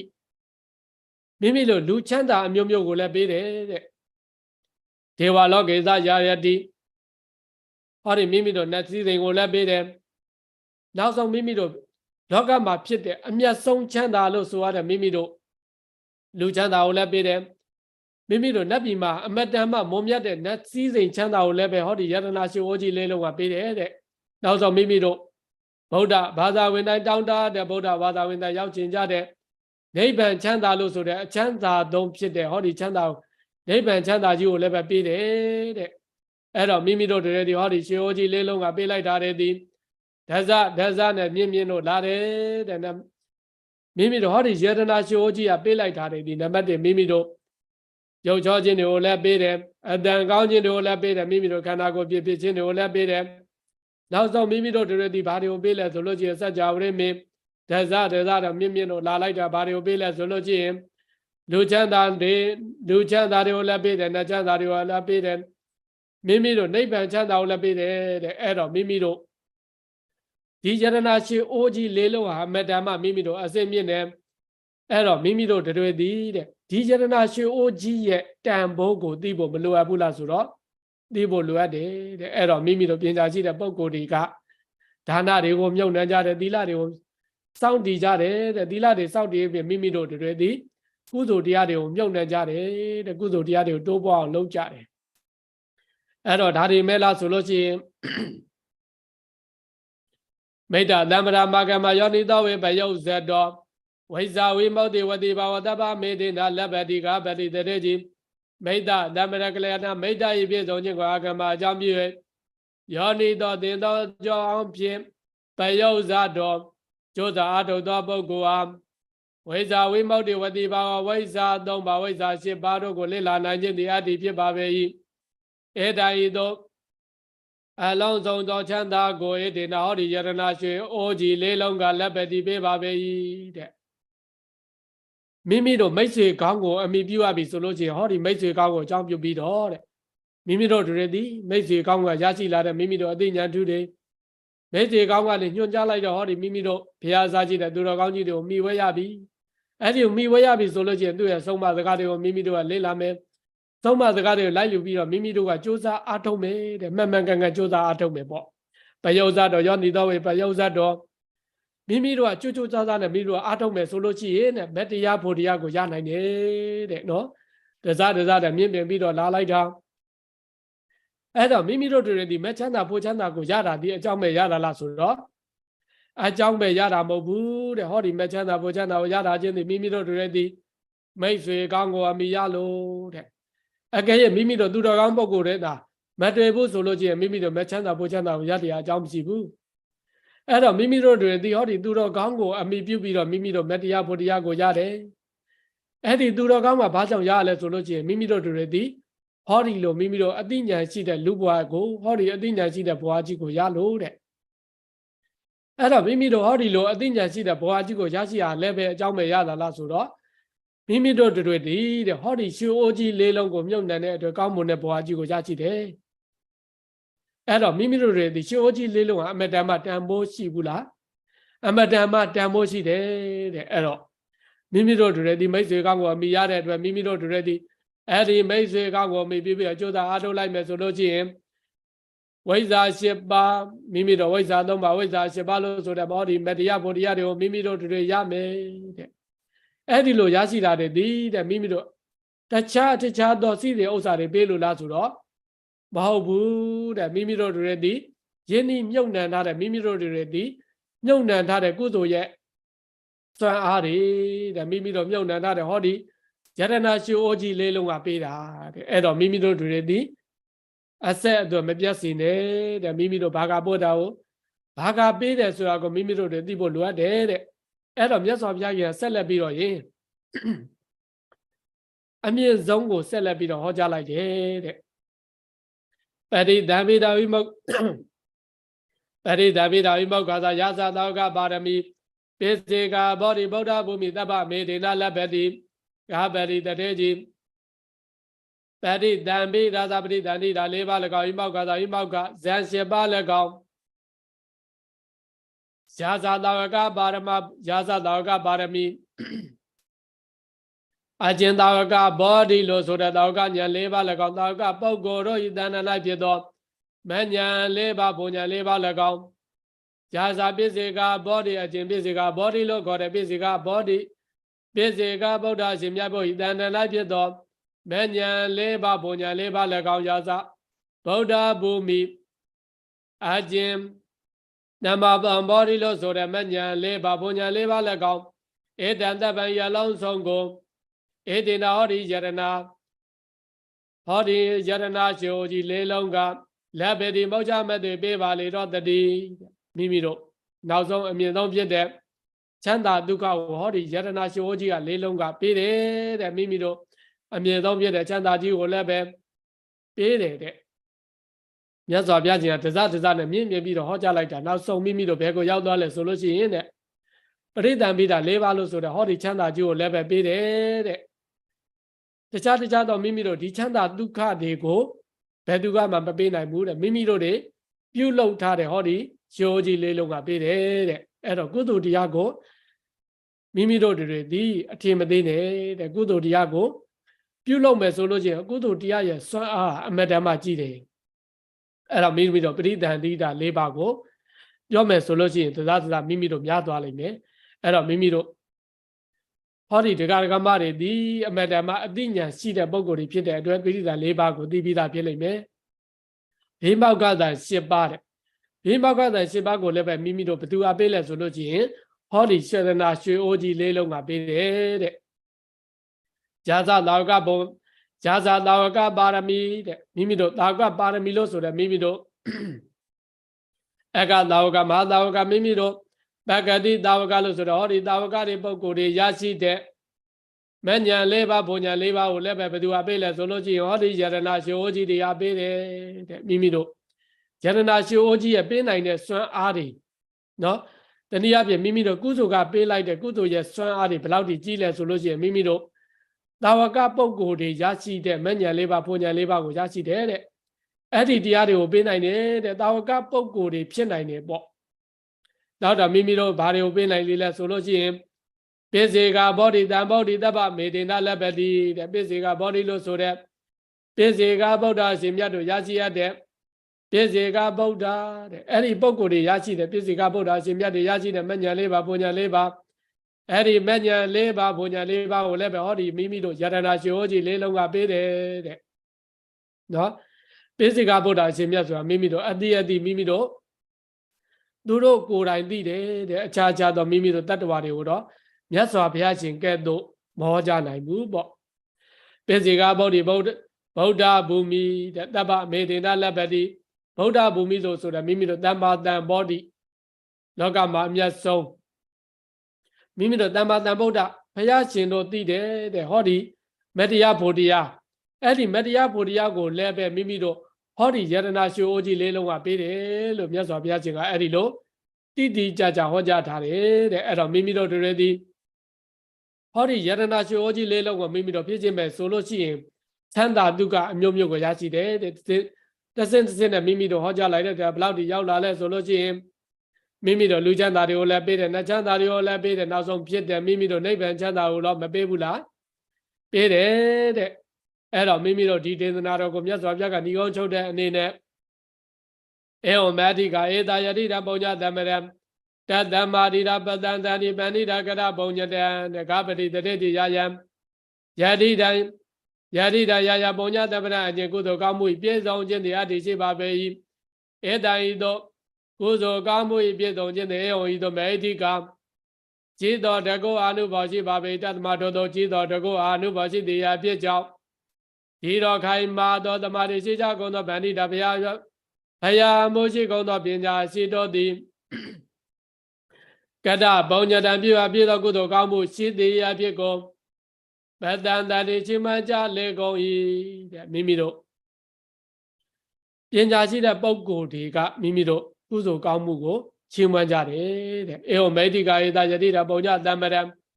ကုသိုလ်ကောင်းမှုပြည့်စုံတဲ့ပုဂ္ဂိုလ်ကုသိုလ်ကောင်းမှုရှိတဲ့ပုဂ္ဂိုလ်တွေကိုဘယ်သူတွေကချီးမွမ်းကြလဲဆိုလို့ရှိရင်ဓတ္တမတိရာပတန္တတိဗန္တိတာကတ္တပုံညတံတဲ့ပညာရှိတဲ့ပုဂ္ဂိုလ်တွေကချီးမွမ်းကြတယ်တဲ့အဲ့တော့ပညာရှိတဲ့ပုဂ္ဂိုလ်တွေချီးမွမ်းတာလေးဟာဘာကိုချီးမွမ်းလဲဆိုလို့ရှိရင်တဲ့ကုသိုလ်ကောင်းမှုပြုတဲ့ပုဂ္ဂိုလ်တွေကိုတနည်းအားဖြင့်မိမိတို့ကုသိုလ်ရှိတဲ့ပုဂ္ဂိုလ်တွေဒါနရှိတဲ့ပုဂ္ဂိုလ်တွေကိုချီးမွမ်းကြတယ်သီလတွေစောင့်တည်တဲ့ပုဂ္ဂိုလ်တွေကိုချီးမွမ်းကြတယ်သမာဓိရှိတဲ့ပညာရှိတဲ့ပုဂ္ဂိုလ်တွေကိုချီးမွမ်းကြတယ်တဲ့ပညာရှိတဲ့ဘုရားအစရှိတဲ့ပညာရှိတဲ့ပုဂ္ဂိုလ်တွေသည်ဟောဒီကုသိုလ်တရားတွေကိုပြုပြီးတော့သူတို့တွေကုသိုလ်တရားတွေပြုပြီးတော့နတ်တွေနတ်စည်းစိမ်တွေကိုလည်းရရှိကြတယ်လူစည်းစိမ်တွေကိုလည်းရရှိကြတဲ့မတရားဗုဒ္ဓရာချမ်းသာတွေကိုလည်းရရှိကြတယ်ဆိုပြီးတော့မိမိတို့ဘုရားမှုရှိတဲ့ပညာရှိတဲ့ပုဂ္ဂိုလ်တွေကချီးမွမ်းကြတယ်တဲ့အဲ့တော့မိမိတို့တွေသည်ဒါနတရားတွေကိုပြုလုပ်ပြီးတော့မိမိရဲ့အကျိုးစီးပွားသူတစ်ပါးရဲ့အကျိုးစီးပွားကိုမိမိတို့စောင့်ရှောက်ရမယ်တဲ့မိမိတို့ကိုယ်ဘဝမှာအေးချမ်းခြင်းနဲ့ကိုယ်ဘဝမှာတာယာခြင်းနဲ့ဆိုလို့ရှိရင်ဘာတွေကိုပြုလုပ်ရမယ်ဆိုလို့ရှိရင်မိမိတို့အေးချမ်းရာဖြစ်တဲ့မိမိတို့ဒါနတရားတွေကိုစောင့်တည်ရမယ်ဒါနတရားတွေပြုလုပ်ရမယ်ပေါ့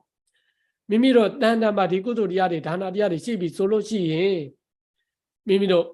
လောဘကိုငြိမ့်သက်ပြီးသားဖြစ်သွားမယ်ဒါကြောင့်မလို့မိမိတို့ဒါနတရားတွေပြုလုပ်ခြင်းဖြင့်မိမိတို့တွေဒီအေးချမ်းမယ်မိမိအေးချမ်းမယ်ဆိုလို့ရှိရင်မိမိပတ်ဝန်းကျင်မအေးချမ်းနိုင်ဘူးလားဆိုတော့အေးချမ်းနိုင်မယ်တဲ့အဲ့တော့ကမိမိတို့တွေဒီမိမိနဲ့မိမိပတ်ဝန်းကျင်ကိုလှပခြင်းနဲ့မိမိနဲ့မိမိပတ်ဝန်းကျင်ကိုစောင့်ရှောက်ခြင်းနဲ့ဆိုရင်ကိုယ့်ရဲ့မိသားစုတွေ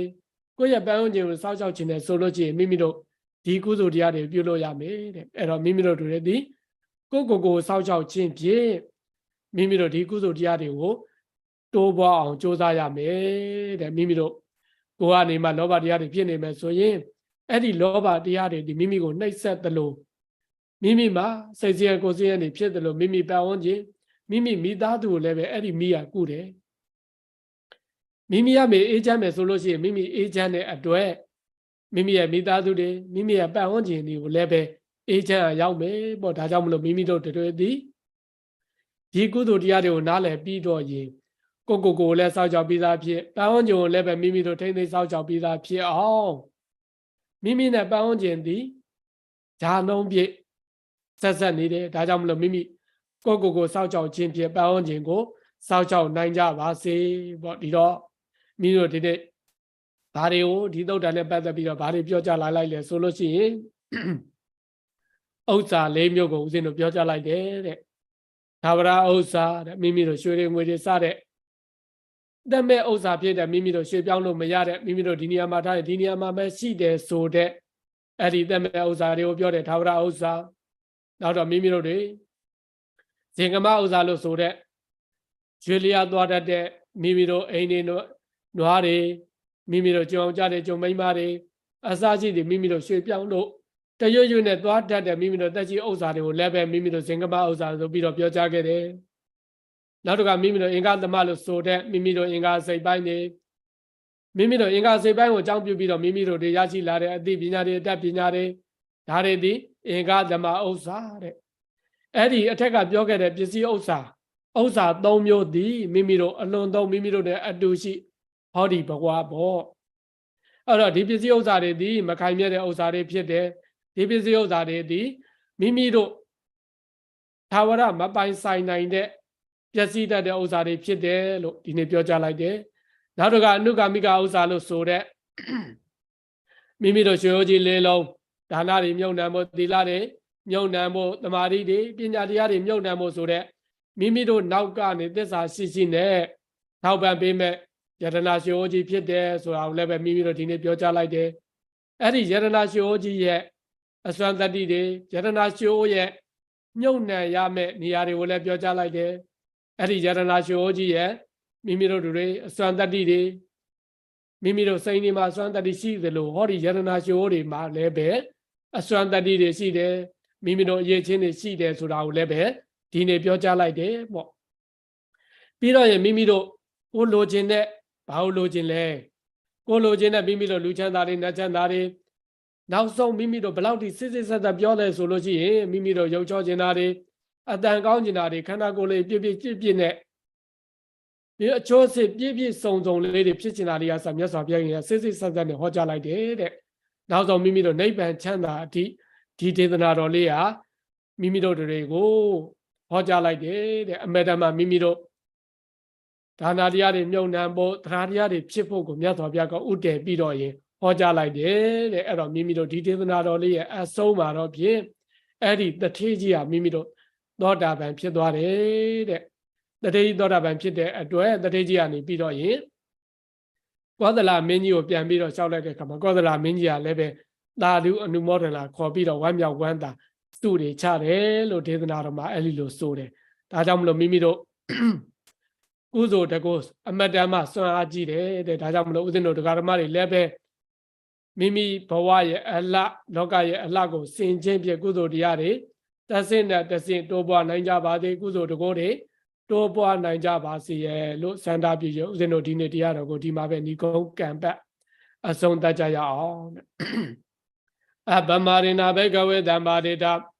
ဘေကဝေပရိသလေးဘာဝจิตจิตမိတို့အပမရိနာမမေမလျောမဘောမစားလို့ခေါ်တဲ့အပမရခေါ်တဲ့တတိတရားတွေဖြင့်ဒိဋ္ဌတေယသီလသမာဓိပညာဟုဆိုသောဒိဋ္ဌသုံးပါးမြတ်တရားတွေကိုဓမ္မာဒေတာအတိဆောင်ရွက်နိုင်ကြပါစေကုန်တည်းသာဓုသာဓုသာဓုပါဗျာမရှိများဆရာတော်ဖျားကိုမိကုန်များရှိရင်မေးလျှောက်နိုင်ကြပါခင်ဗျာဆရာဖျားမေးလျှောက်ဖို့အတွက်လက်ပြထားတဲ့ဓမ္မမရှိများမတွေ့တဲ့အတွက်ကြားပြီးတော့များဒီနေ့ပြုရသောကုသိုလ်ကောင်းမှုစုစုတယ်ပြုပြပြသောကုသိုလ်စုစုကိုရည်သက်ချပြီးတော့မှာဖျားကနေပြုလုပ်တဲ့ကုသိုလ်ကောင်းမှုအစုစုကိုရည်သက်သွန်ချအမြတ်ဝေချရအောင်ပေါ့ဣဒံမေပုံညာဣဒံမေပုံညာ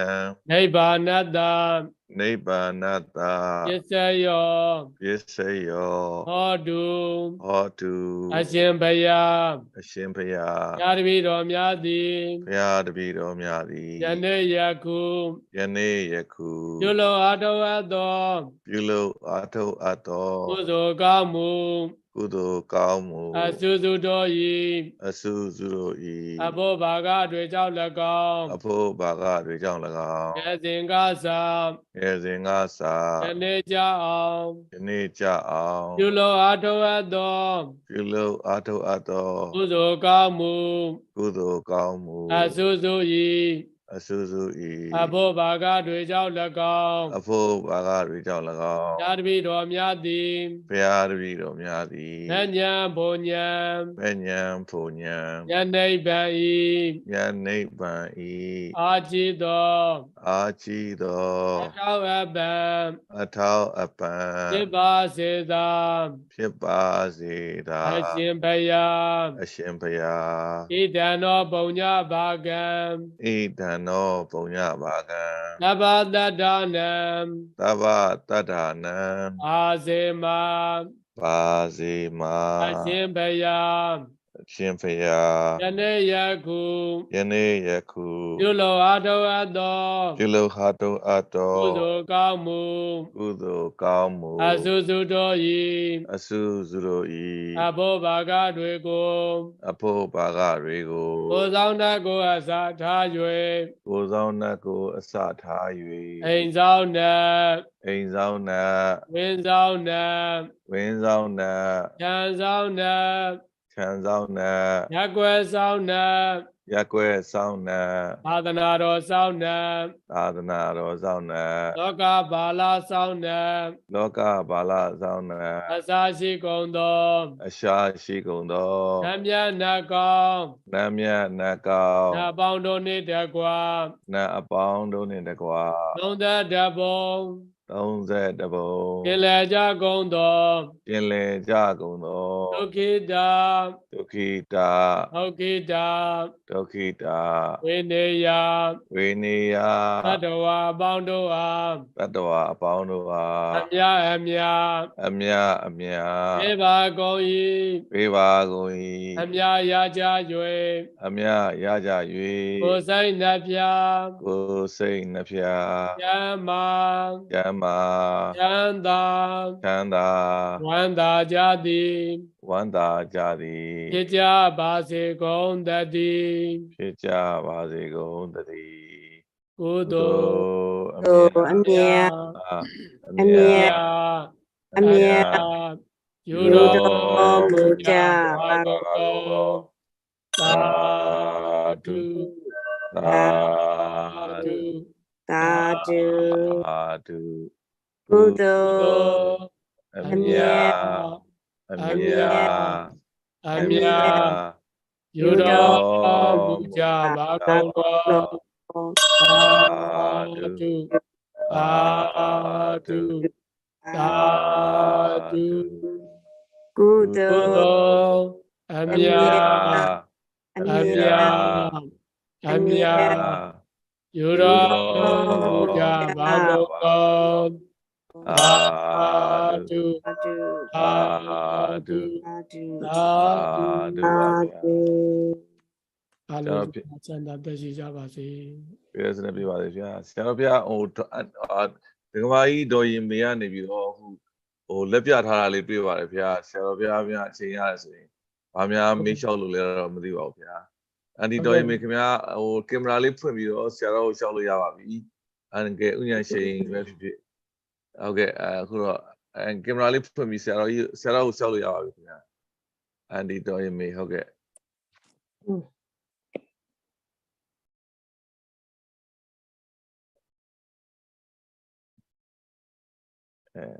အန်ဒီဖွင့်လို့ရလားမသိဘူးကျွန်တော်တို့ဟိုအန်ဒီအတန်ဖွင့်လို့ရလားမသိဘူး ရပြီရပြီ ဟုတ်ကဲ့ရှောက်လို့ရပါပြီအန်ဒီ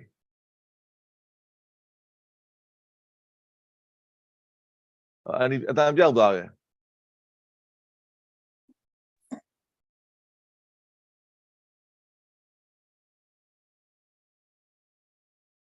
ဒီအတန်ပြောက်သွားပြန်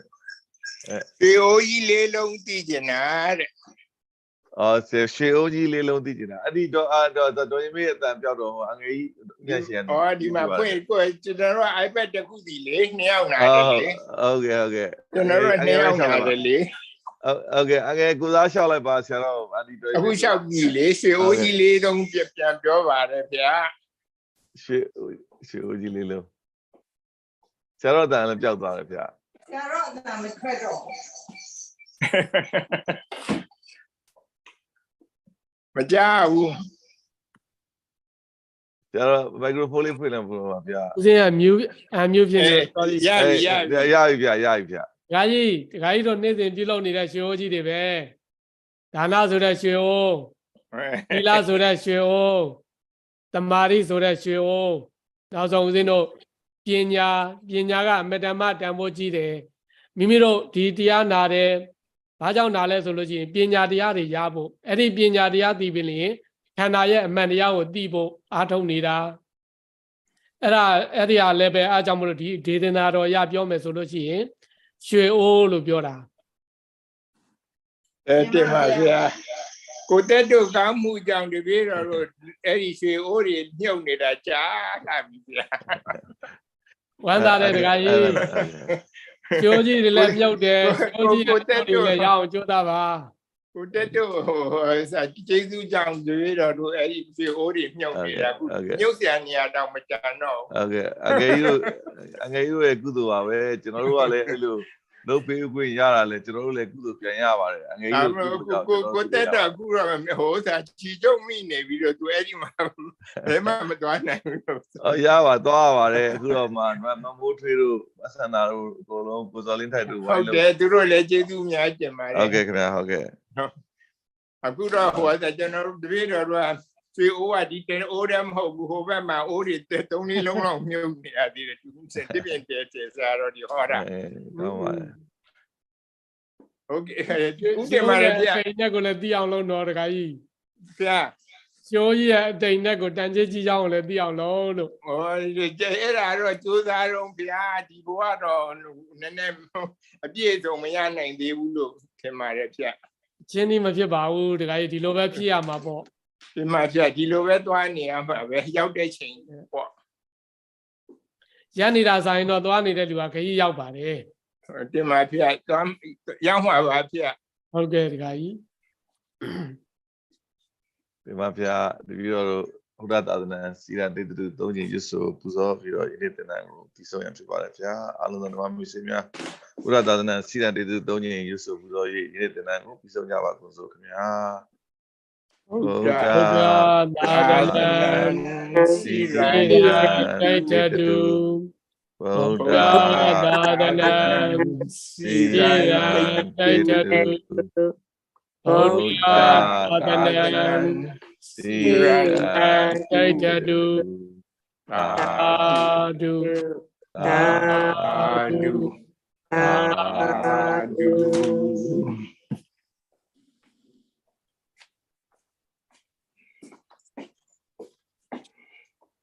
မမစီတော်စင်ပေါင်းတော့ခင်ဗျာနောက်တစ်ပတ်စနေတနင်္ဂနွေညမှာတော့ဆရာတော်ဘုရားရဲ့ခီးစဉ်လေးရှိပြီးတော့ဆရာတော်ဘုရားဆရာတော်ဥဝဒ္ဒထရဲ့ကျောင်းတော်ကြီးပါလဲတရားစခန်းရှိတဲ့အတွက်ကျွန်တော်တို့စနေတနင်္ဂနွေရက်များမှာဆရာတော်တို့နှစ်ပါးလုံးဒီ Zoom ကနေပြီးတော့မဟောနိုင်တဲ့အတွက်ဆရာတော်ကြီးဓမ္မပရိဆရာတော်ကြီးရနေပြီးတော့ဟောပေးပါလိမ့်ဟောဖို့အတွက်ကိုကျွန်တော်တို့နေ့ကနေပြီးတော့အမိတ်ရှိပါတယ်အဲဒါကြောင့်မို့ဓမ္မပရိဆရာတော်ဘုရားကြီးရဲ့လာမယ့်ပတ်စနေတနင်္ဂနွေတနင်္လာမှာလည်းအခုလိုပဲကြောက်ပြီးတရားတော်များနာမှတ်သား၍သာသနာတော်ကြီးကိုဆောက်ရှောက်နိုင်ကြပါစေလို့ကျွန်တော်တို့တိုက်တွန်းလို့ဆိုအပ်ပါတယ်ဆရာတော်တို့နှစ်ပါးရဲ့ခီးစဉ်အဓုတာဓု ဓမ္မပရိဆရာတော်ကြီးဟုတ်ကဲ့မပြနေပြီးတော့မပြနေပြီးတော့ဆရာတော်ကြီးလို့စားစွန်းရတယ် နောက်လာမဲ့စနေတနင်္ဂနွေလားဟလား ဟုတ်ကဲ့ခင်ဗျနောက်လာမယ့်ပတ်စနေတနင်္ဂနွေမှာဟုတ်ကဲ့ဒီဆရာတော်စန္ဒရာဝရလည်းခီးစဉ်ရှိလို့ပြီးတော့အချိန်ကရော